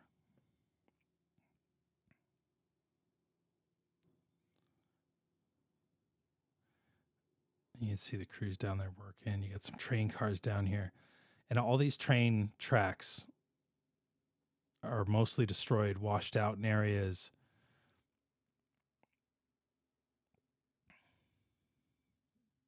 Power lines, lights are flashing, so that means they got some power. More chemicals. I had a guy named Luke that I met up the road here who was working on cleanup. Was very concerned that I wasn't wearing a mask with all the chemicals that they felt were in the water and in the mud. And we weren't out walking around in Marshall. We were mostly drove in and just stopped on a bridge and talked to a couple people, and then ended up leaving. But you can see the sort of the devastation here and the mess and debris that was left. And it just gives you a little idea of what's going up that river.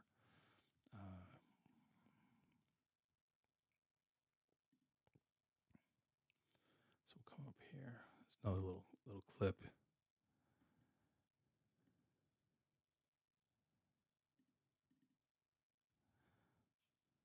So in here you're starting to see more of the river because we're closer. Train tracks are washed out.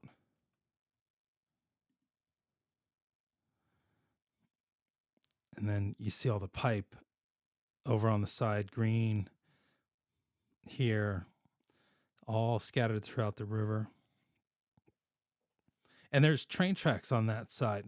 At some point, there'll be a train, a series of train cars sitting over there that are stranded in between. They're empty.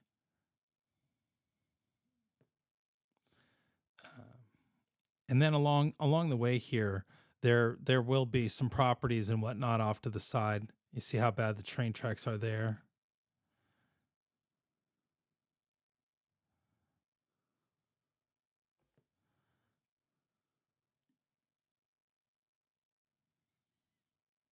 Some old train cars sitting there. More industrial. So in this area, there's three quartz mines.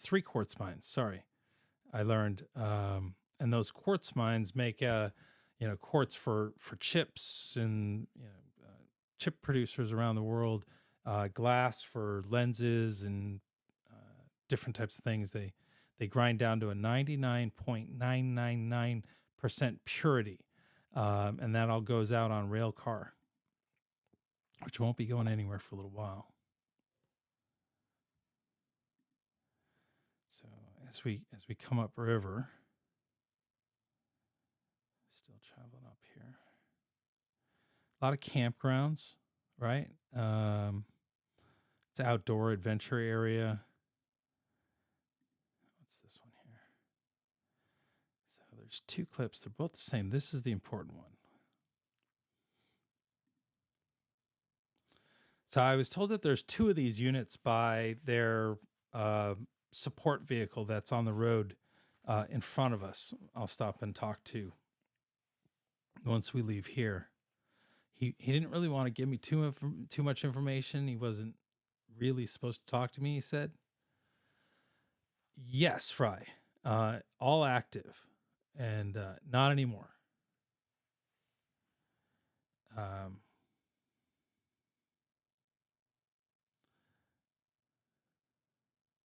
Met a woman named Marlene. She's 78 years old. She told me at one time the trains ran every half hour each direction. Not as many nowadays, but still busy train tracks and a lot of materials coming and going. So this is a search team with a cadaver dog, and they have two boats going, and they're doing each side of the river, and they're just looking for the dog to hit and checking the river. And so we're still south of Marshall. We're headed to Marshall now. As we come up here, a couple of other little clips. Come on. There you go.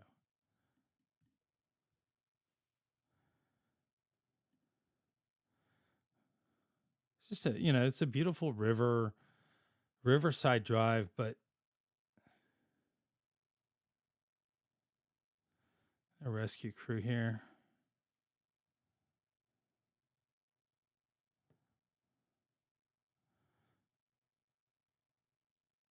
I would imagine this would be a big river for rafting and whatnot, a lot of white water.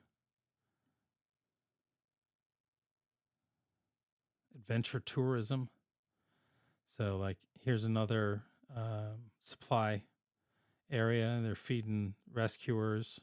See all the side-by-sides. Everybody brought their side-by-sides in to do rescues. That was the way to get around. But this was a camp that was wiped out.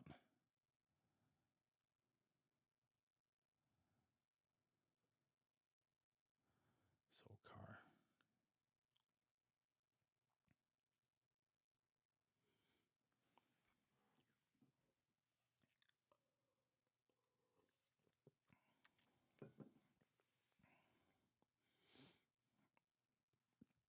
Train trellis, I think right there.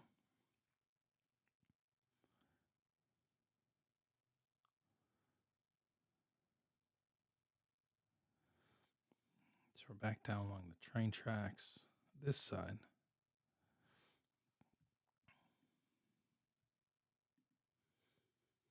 We'll go back and keep going north here. So you see where Marshall is here. You got this little town called Rollins. And just a little clip here as we come into Rollins. You'll see all the homes are down along this left-hand side here. And every home had water 12 feet up, I think it was. You get a reference here in a second. So road straight takes you into Marshall. We're going to go down and around and loop around underneath where we're right now.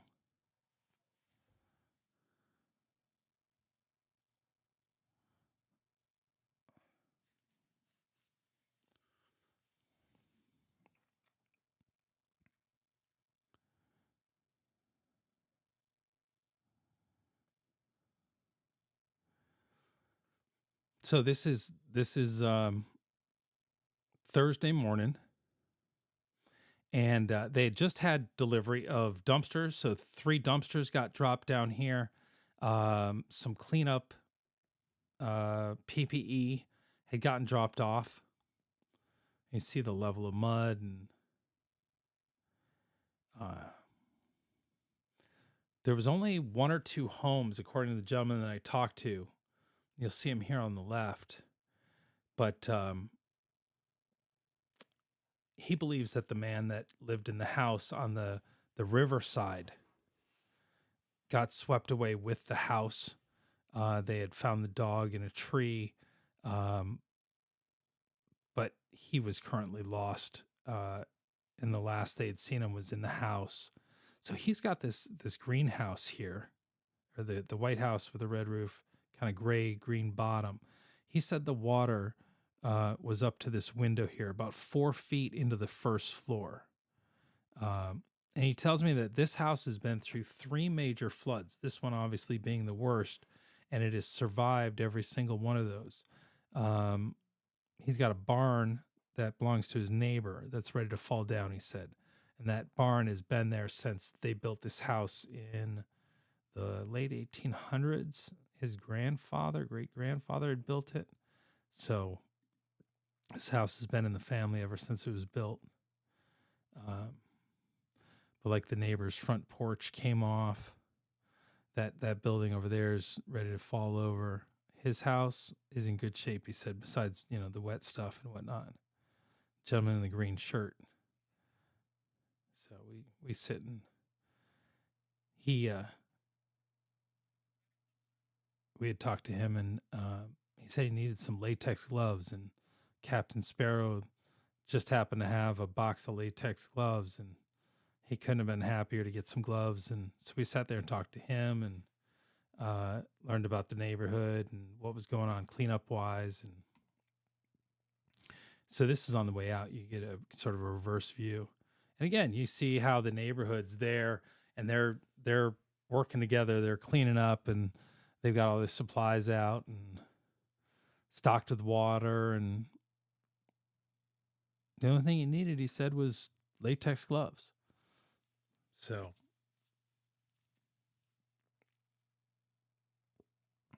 this is sort of like a little preview of what's to come in Marshall, because Marshall was hard hit.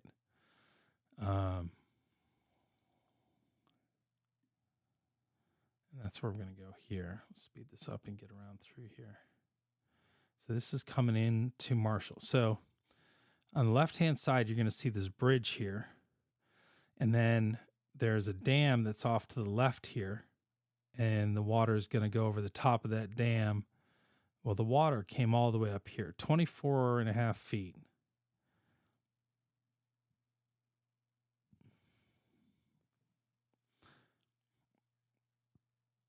That's some sort of old like pump house or something.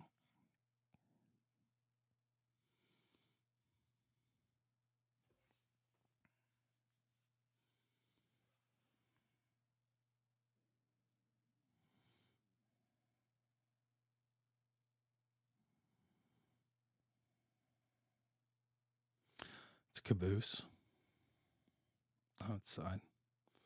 The power of water.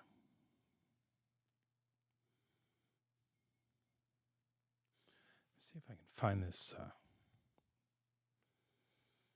this picture for you.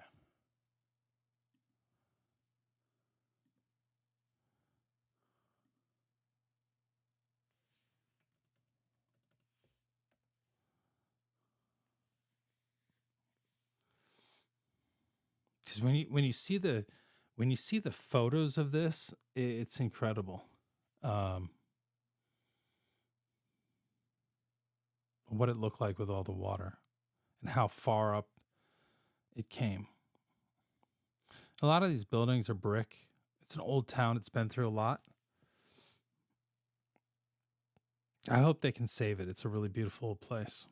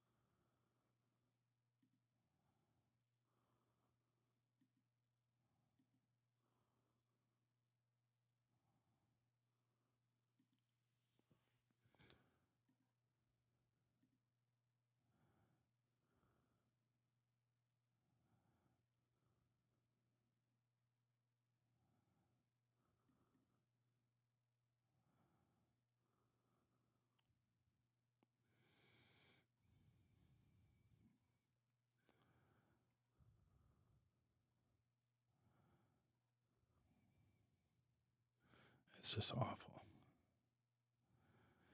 But this was the most work we saw being done, and what appeared to be the most organized as well. Because like we saw some other areas that had crews working, but like with the white suits on, which aren't hazmat suits, they're just, you know, protective suits, just dirt and whatnot. They're worried about the contaminants and whatnot in the mud from upriver.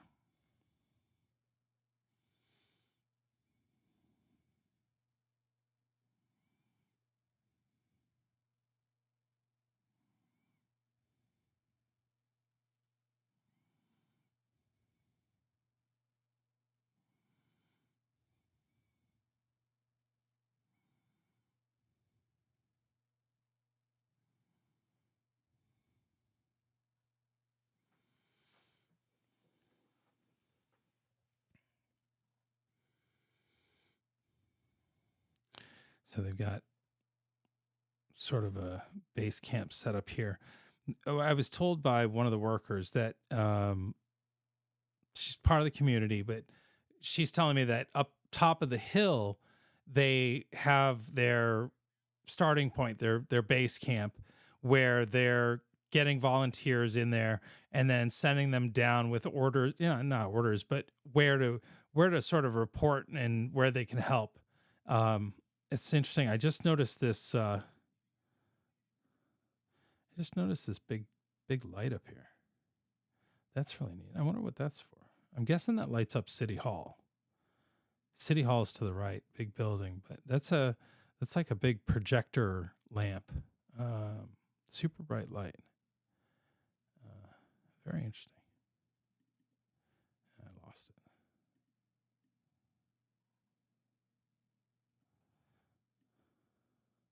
Just about to turn here, but you don't see it. You won't see it until we go to turn around. But here, they already got porta potties out there. They had the roll offs. They had a lot of equipment out. And a lot of people helping.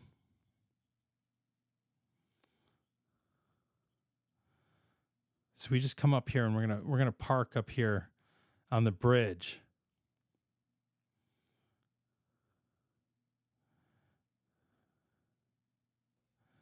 And end up getting this guy that parks in front of us who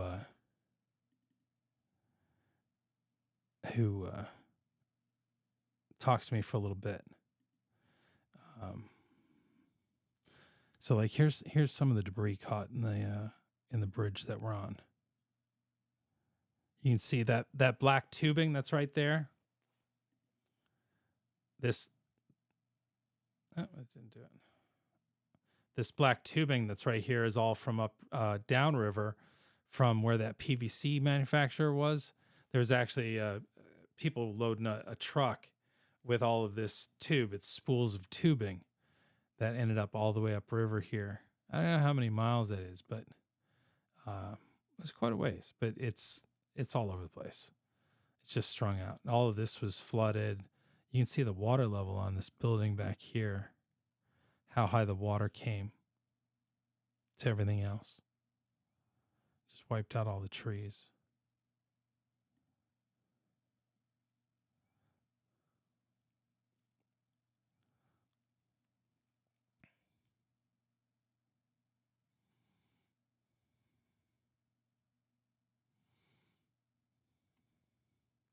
So here's City Hall.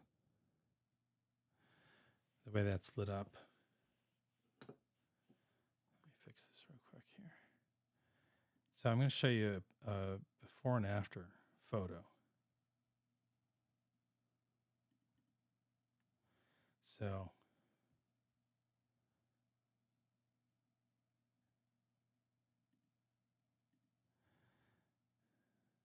do you recognize anything in here? So we this is the river here, right? This is the bridge that I parked on. This is that green building I was showing you with the water line. The water all the way up to the back side of this town, to the front steps of City Hall.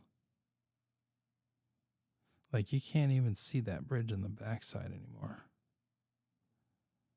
That's how much water came through this town. Now, I would say pretty darn fortunate that they actually had the water recede so fast. I would think that had to make a big difference. But look at how the water comes all the way up here. So I guess this is where this person lives.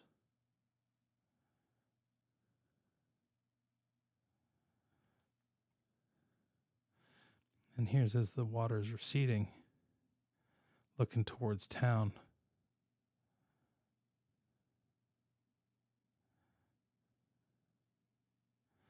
About where we were on the map.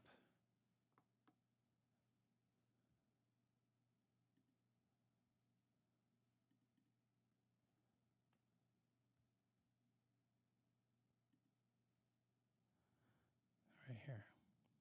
There's the bridge. So that first shot was looking from the right here, left, down Main Street, all the way down here. This is Dwayne's body work got flooded out. So this is, we're sitting on this bridge here.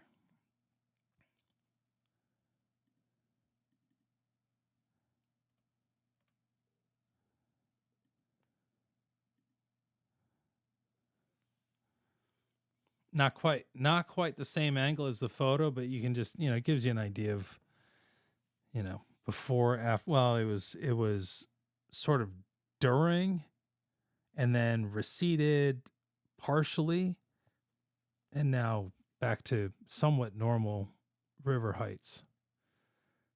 See the dams back up there. Such a cool building right here alongside. I think it would be a tragedy if they just never had this town again. The neighbors, the locals were talking about the city, or the state not letting them rebuild. And I think that would be a travesty because it's such a beautiful place. And we live in a lot of ifs and buts. And I just, it seems like this town's too important to people to just give up on and not have anymore. So we'll drive back in towards City Hall here. It's an amazing building. And it looked like the water was right up to those windows on that first floor. So this guy in the yellow backpack is Luke, who I was talking to. He had this hatchet on his tool belt or on his belt, in this silver box on his hip there. And I was asking him about that, specialty tool, what it was, what he was doing. And he was telling me, how he was working to clean up. He's an arborist, but a very fancy arborist, apparently. And his words, not mine. But him and Rachel live in the area and were there helping out. Rachel was pushing around a wheelbarrow with electrolytes and stopped to ask Luke if he wanted anything. And she mentioned that they were in need of tape. And I just happened to have a brand new roll of Gorilla tape. And I was surprised that was the one thing that they didn't have that they needed. And I just happened to have that roll, and she just was shocked to have found something so easily, because it just seemed like it was one of those impossible items at the moment for her. And they're all working very hard. And so, it was the weird magic box on the back of that truck that just happened to have some of these things that we carry around with us that we're happy to help out and give them, and got out of the way, but kind of sat here and did this stuff. But let's see. What are we doing? How are we doing on time? I know this stuff gets 2 hours already. Oops. It's all gone. There, it's back. Okay. How you guys doing? It's a lot. It's a lot to go through. And I know some of it seems sort of minor. You've seen some of this craziness online, but the point for me was to give you a broader sense of the whole area, rather than, you just seeing this one photo that looks like everything's flooded out, and it is, right? It's a town that's flooded, and it looks like this could be, everything, right? But it's not. There's so much more. Where'd it go? I keep losing it. Why did I lose it? Oh, there it is. There's obviously so much more to the area, and this is such a centralized flooding because of the mountains, right? And yeah, it's very sad, but there's a whole lot more from where we're at on the French Broad River, that you get up this road right here. If you can't see that, it looks perfectly normal, right? So it's a very consolidated sort of storm path, even though this is all within that area of flooding, all the way up White Pine, Newport, Greenville, all the way across Burnsville, Elk Park.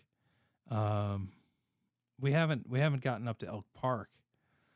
But you know what? Maybe we'll go Elk Park here real quick, and we'll get back on this.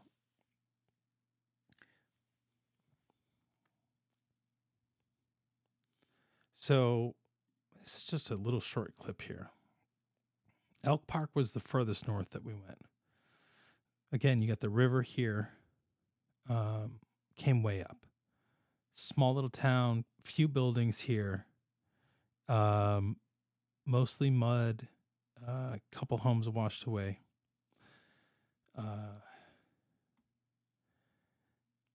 But we were headed back on the main road out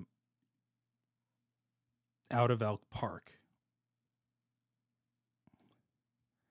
And so this is sort of the little town area right here in Banner Elk. Heaton Church is along, and that church isn't there anymore. The building was sort of a mess, and then there was this little market that was here. So right here on the road, as we're coming back, we see this man walking. He's got his pack on, and he looked like he was out for a hike. And we pulled over to take a look down into the river. And he walked over and started talking to us. And he lives in this house right here.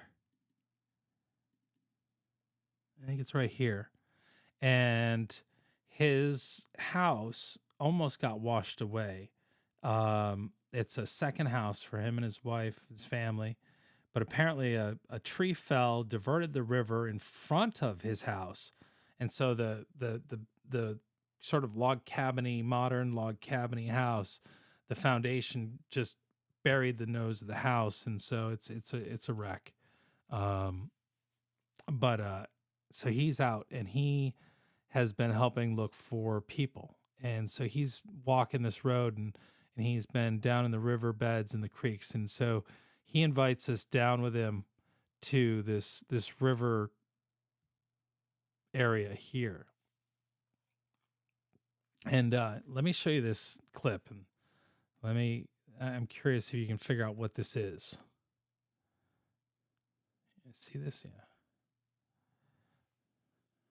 Beautiful sounds of the stream running. It's at normal height now. Can you tell what that is? Anybody sort of got an idea of exactly what it is?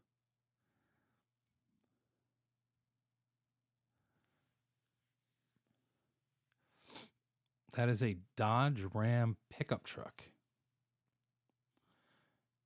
wrapped around a tree.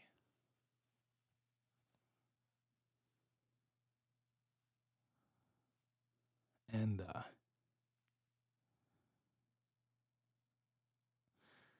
so this sort of brought to light, of course you do, Scott. This sort of brought to light a reality for me, based on what this man had said about the body he had found. A body is not nearly as strong as a Dodge Ram pickup truck. And so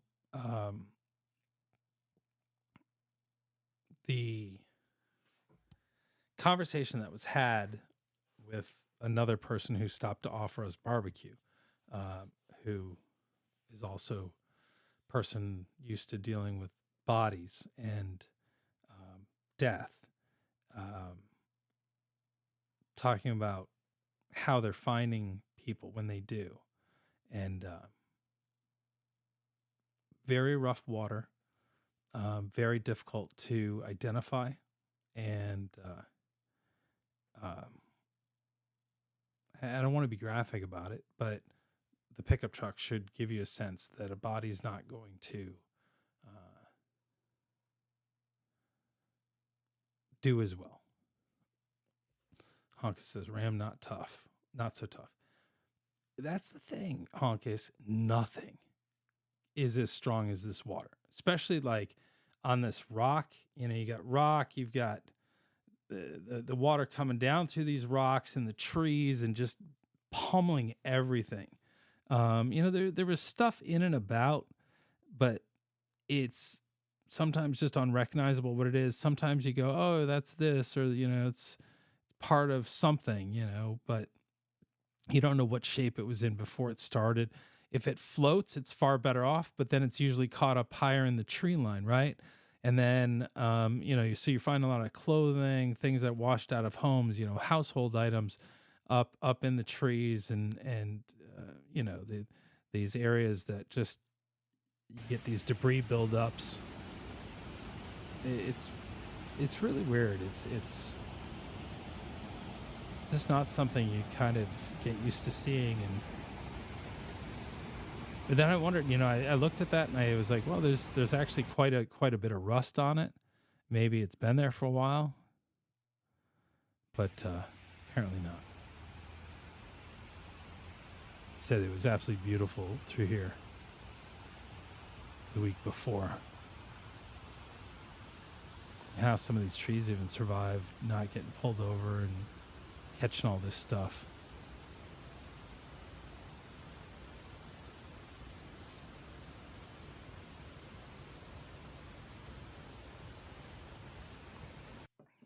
But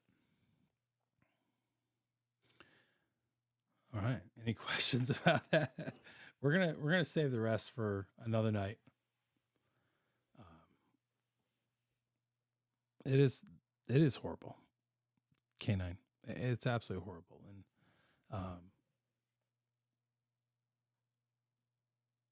And hopefully the people that they think are missing aren't actually missing, and maybe more people survive. Like, I kind of have hope that more people survive than they think number wise, only in the sense that everybody that we talked to said, the water came up kind of slow. It was, it was not so fast that you couldn't get away from it, even though like the artist we heard from 2 nights ago, and the last portion of the, he was in his shop, just keep raising things up, not connecting the idea that the water's coming up, thinking that it's going to stop, and then it doesn't stop. And then he's like, got nowhere to go but up, and then he needs to be rescued, right? But again, like, he clearly had time to get the bars off the windows and to be able to do what he needed to do to get out. So hopefully that was the case for other people, and hopefully they weren't in their homes that then got washed away. And that's the fear of where they're at. And so it'll take time to know that for sure. So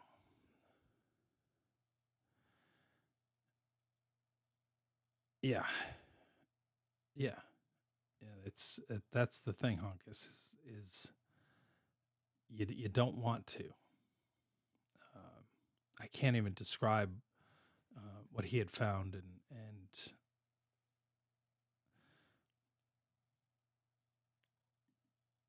that makes sense. That absolutely makes sense.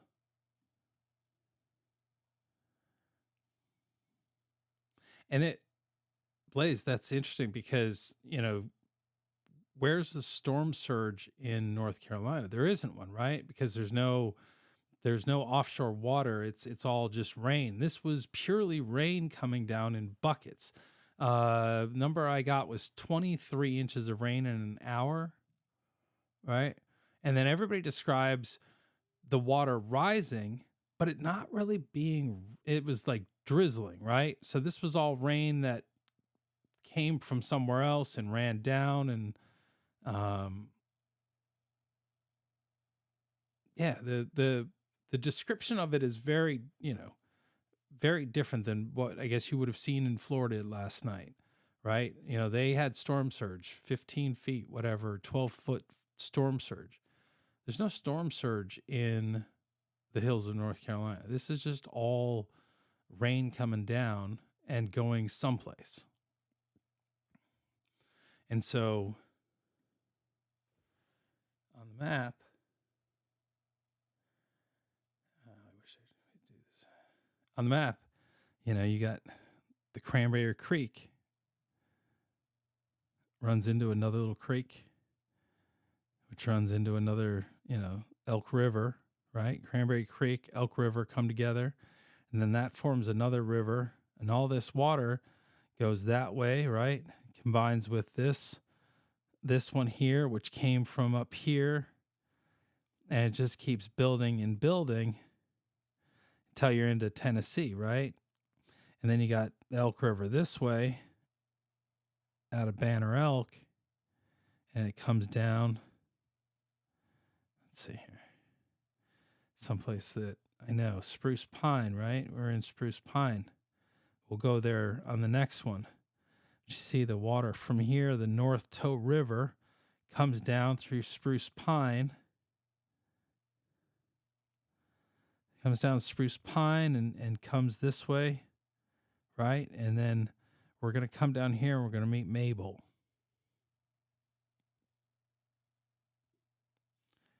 And, a lot of water. But thankfully, it went away just that quickly, right? So that seems to really be sort of the savior, I think. Were they also experienced winds, or was it just a rain event? It sounds like it was winds and possibly tornadoes. Like this area that's down here by Asheville. It's the only picture I took.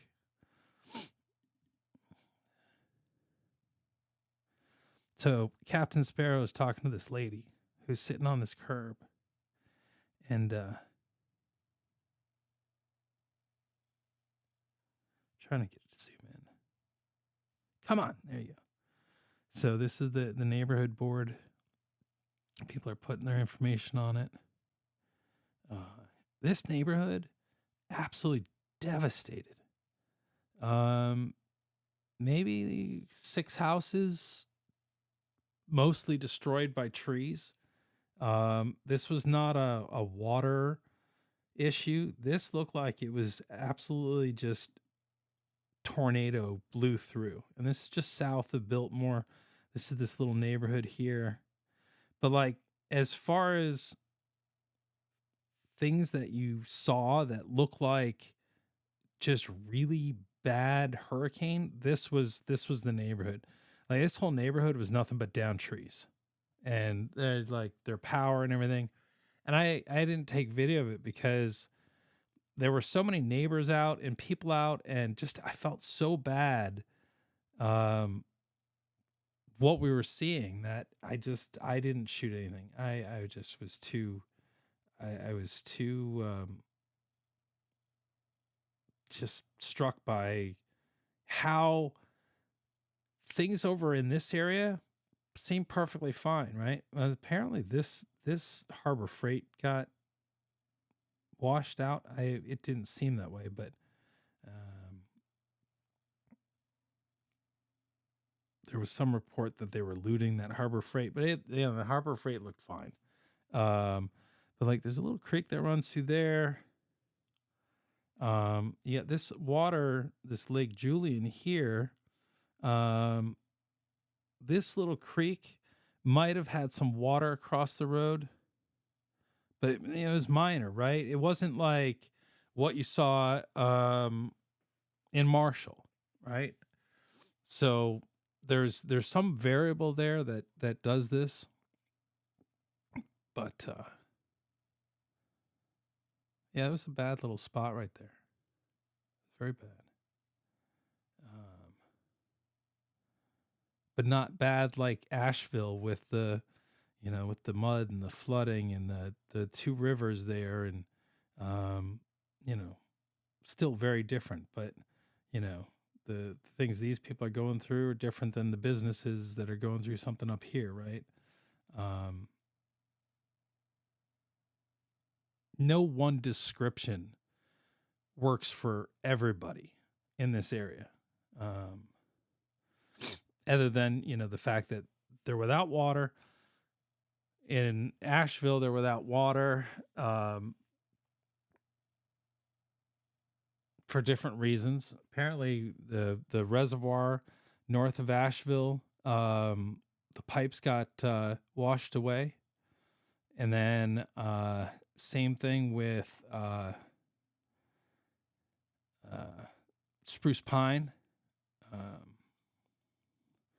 Spruce Pine has a reservoir up here someplace that got washed out. Not sure, maybe it's up this one. It's washed out. They're not going to have running water for a while, so they're going to take water for a little while from this river. This is where Mabel, here's Mabel. I'll show you Mabel. This is Mabel.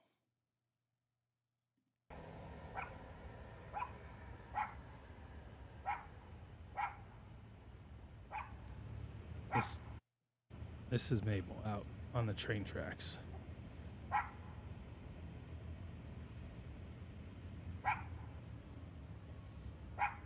Train tracks that are not going to be used anytime soon. Both sets completely washed out. Apparently there's something down here. It might be this stone thing that she was talking about that redirected the water, and the water was going up underneath the tracks. And she lives in a building that's directly to my right where I'm standing. I think this might be her mailbox almost.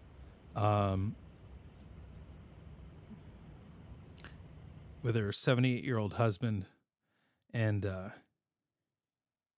she owns a rock and gem store. Thank you, Fry. I saw this, and it was, for me, it was all about the train tracks, but it was neat that she was out there walking around, and her and I talked about the trains and what runs on the tracks and the quartz mines, and she comes back. You'll never guess what she comes back. She comes back with a lid to the city garbage can and a bucket. The bucket she's going to use to go down to the river, even though her next door neighbor, who has a restaurant, she started talking to me about fresh water and flushing the toilets. And there are these green tanks that are out along the businesses that look like they're just put there. She goes, "Oh no, that's my neighbor's." Like, what do you mean that's your neighbor's? Well, yeah, I got to go down to the river. I go, wait. So you got to go down to the river to get a 5-gallon bucket, carry it back up, and flush the toilet for your husband. Yeah, we do that twice a day, she said. Morning and evening, and they don't flush during the day. She got really sort of, it's too much.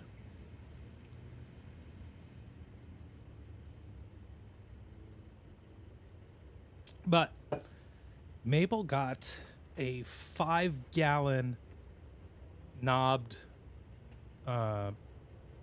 water jug that we had to help her in her quest for water. And she was very appreciative of that.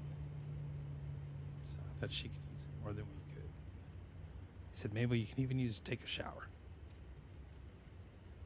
So she got that, but she was a really sweet lady, and her biggest concern was people coming through the neighborhood looking, wanting to see. And I said, "Mabel, I think all these people that are coming through are delivering supplies and things for you to the neighborhood, and they're concerned. They want to make sure everybody's okay, and they're not getting good information." And Mabel's like, "Well, I haven't seen any information in days because we don't have cellular and we don't have internet." And so she's been really staying off it. She said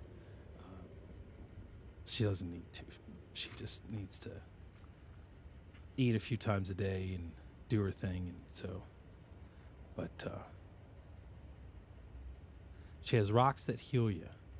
Put them on you, and if you had a reaction to the rocks, she gives you the rocks. That rock's made for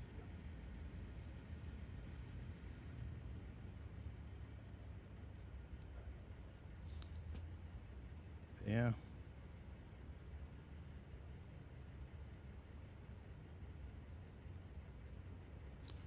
Pretty neat. Here, I'll show you real quick, coming into town, what it looks like. So this is the lower road, coming east to west, following the flow of the water. So you see where the water starts up here. We're uphill and going down into the lower level. So basically the first floor, her house didn't flood. The water came to basically her front door.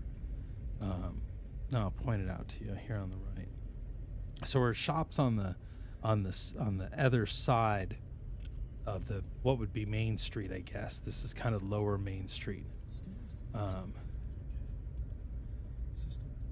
There's an old theater on the right, and she was telling us that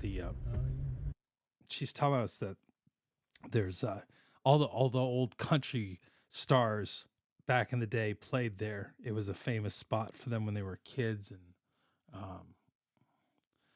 she's been in the town 20 years. She came from Florida, and you can see where the water was, and she said they were very busy today, the day that we were there, cleaning up. What's going on, Gra? Everybody say good morning to Gra. He just woke up. Oldest working train station in the United States, according to Mabel. Still working is what she said. Still in operation. See where the water level is. Ah, darn it. It's muscle memory. Sorry. It's muscle memory. See this again. See how the water's right there? You can see how high it was. She told me that it came up to the handrail of the caboose. But I don't think you'll be able to see the caboose really in this photo, or in this video. But you can see the dirty water line. And which also is really interesting because if you go back here just a little bit, see how you got like multiple lines? If I'm understanding this right, that water line kind of has to sit there for a little while for the sediment to build up, and then all of a sudden the water goes up. So like it went up an inch or two, and then it went up an inch or two, and it went up and went up. And went up. It didn't constantly rise, maybe, is the way I'm sort of reading the tea leaves on this one. I don't know if that's the right term to use there, but to me that means the water line was there for a period of time before it went up, that it was able to create that line. Otherwise, it sort of would have just kept going up. So maybe the water didn't rise, just bloop, it, took its time, and that's what that looks like to me.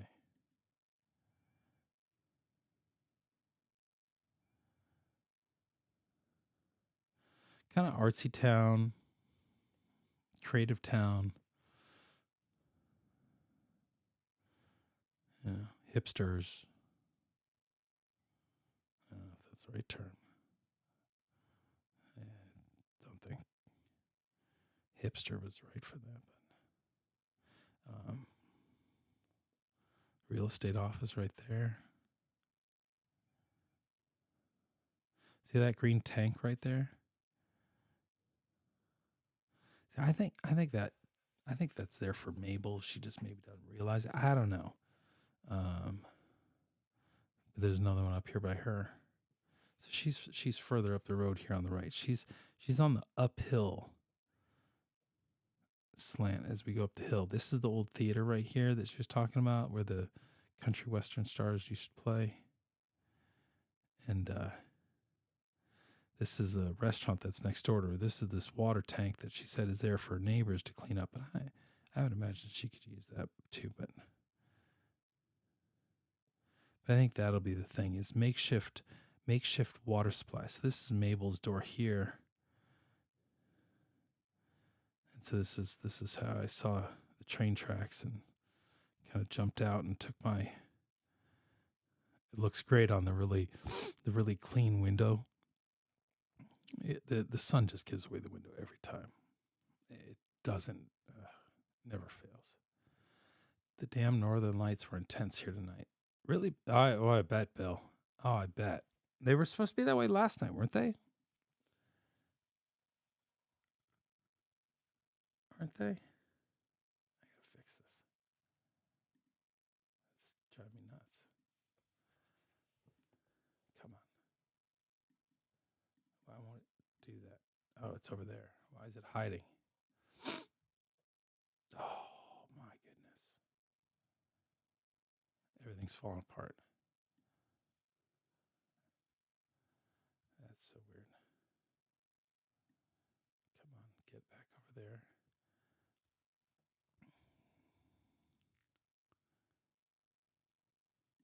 You got a cell phone alert, Dave? That's good. That's good, because I didn't send you a message to tell you either. I totally just I see why it's set to dynamic. I guess now I know what dynamic means. I'm not sure what truncated means, but we're going to try truncated. Let's try truncated with Phyllis here. Hi, Phyllis. That didn't work. Let's try this other one here. Oh, that's why it didn't change. Oh, that's oh. Okay. Son of a gun.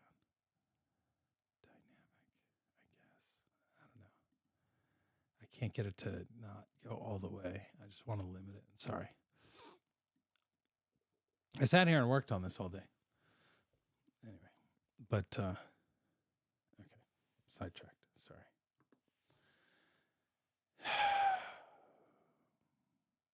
Hey, if you're a Mac person, have you seen how you can mirror your iPhone on your Mac now?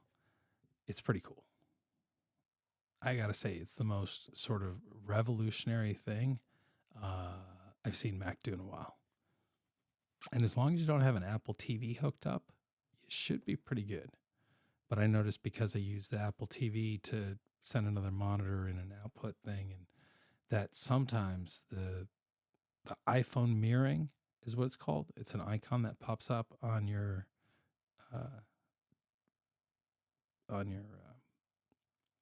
app bar at the bottom, and look at it, what it's doing. It's pretty great because you like your phone just is in the area, and your phone pops up, and here, watch.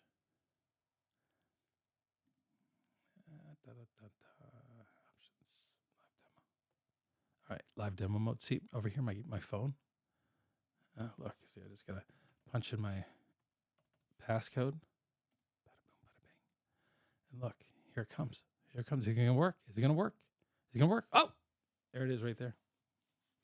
That's my iPhone on my desktop simultaneously. And so you can operate it exactly like you were working your phone. So like I come up here and, like if I were to swipe up and show my open apps and stuff, there it is, right? And so now I can go on to X, and then I just use my mouse like my finger. And if I want to scroll this up, I just push down and scroll up. No, that's not what I did. Push down and scroll up. Oh, it wants to do that. It's, oh gosh. Oh, I'm sorry. You don't push down at all. You just scroll. You just scroll on it. So it turns out Captain Dan is not such a good guy. I don't know if you guys heard that or not, but Captain Dan's not a good guy. Anyway, this is all kinds of crazy stuff. Anyway, this is what my For You looks like. I had a couple of good bookmarks. Let's see if we can. Can I go to bookmarks? It'll scroll up, but it won't go over. You got to click on that and go to bookmarks. Let's do this one here. Dun, dun, dun, dun.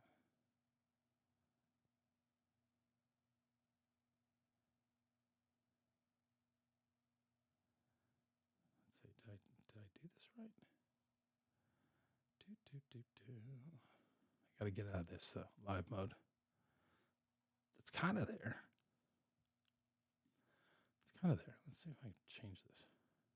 iPhone mirror. Okay, so this is weird. See, this is where, because I moved it and it moved out of my zone that I had set here. It's not. Oh boy. All right. You know what? Next time. I'll work on it. I'll figure that out. It's some weird glitch that when you move the window, even though it's saying that's my source, right? It's a video source. It's not a window per se. It's saying that it's a video source. It's not a video source, but it is a video source. You would think that it would stay with it no matter where it went on the display, no matter where I positioned it. Well, I moved it before I started this, and so now it's not looking right. It looks like somebody drunk. Anyway, and this keeps changing, and I know why. I'm sort of surprised it's changing because I really want it to stay there, and I know why it's doing that. What do you think? Do you like the American flag kind of background? It's all the same stuff I had. I just like dialed something out a little bit, and I go, oh, yeah, that's kind of cool. It's a little something. Pam says hello from Toledo, Ohio. Hello, Toledo, Ohio. How are you, Pam? Ah, funny. That was like from the very early. Again, one of the weird quirks is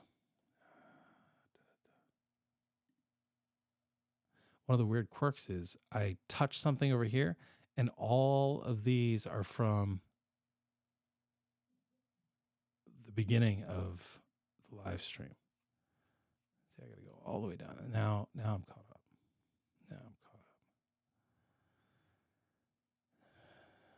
Canine, too much light out front and too cold out there for me. Where are you at, Canine? What's the matter?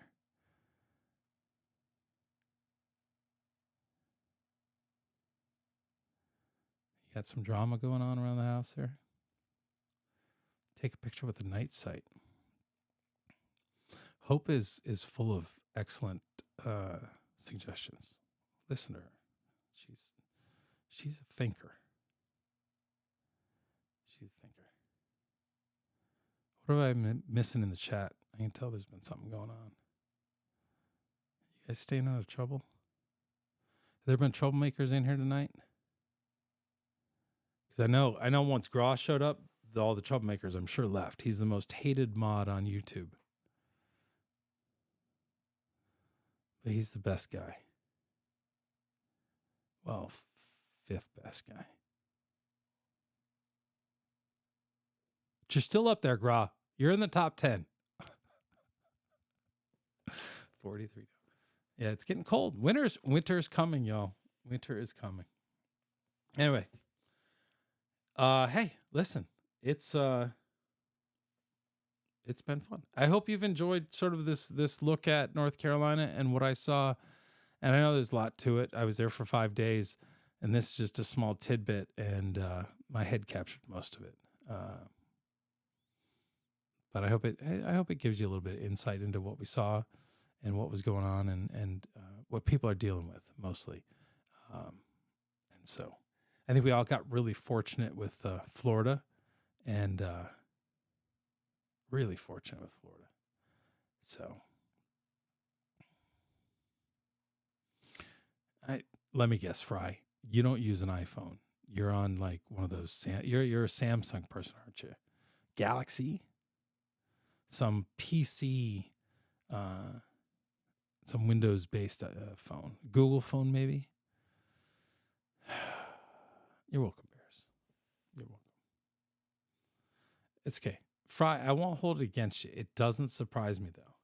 Hey, Fry, I saw something really cool today. Apparently, the Earth isn't a perfect sphere. It's actually sort of crushed in the middle and a little bit wider through the middle. Did you see that? I don't know if you saw that. It's not round. It's not perfectly round. Not that it's not round. It is, to the naked eye, it's round, right? But when you put a perfect circle on it, it's a little fatter at the sides. Like its gravity is pushing it and squeezing it just a little bit. Like it's not flat Earth. It's just squished, little muffin top. It fries a Windows shop. Of course you are. I'll be honest, there's a couple Windows machines nearby. I could catch a virus from them. They're so close. Yeah, I like Mac. Macs are for creative people. PCs are for really smart people. And, not that I can't do Windows. I'd rather do other things. I'd rather spend my time in better ways.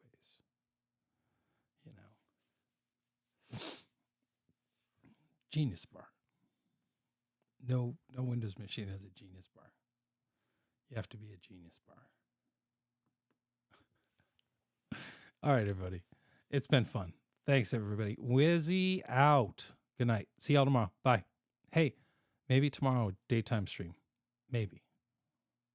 It depends. Captain Sparrow's last full day here. So I don't know. We got something planned. Because yeah, we'll see. I think the unicorn's not working all day, too. So I don't know. We'll figure it out. We'll be back next time. See you, everybody.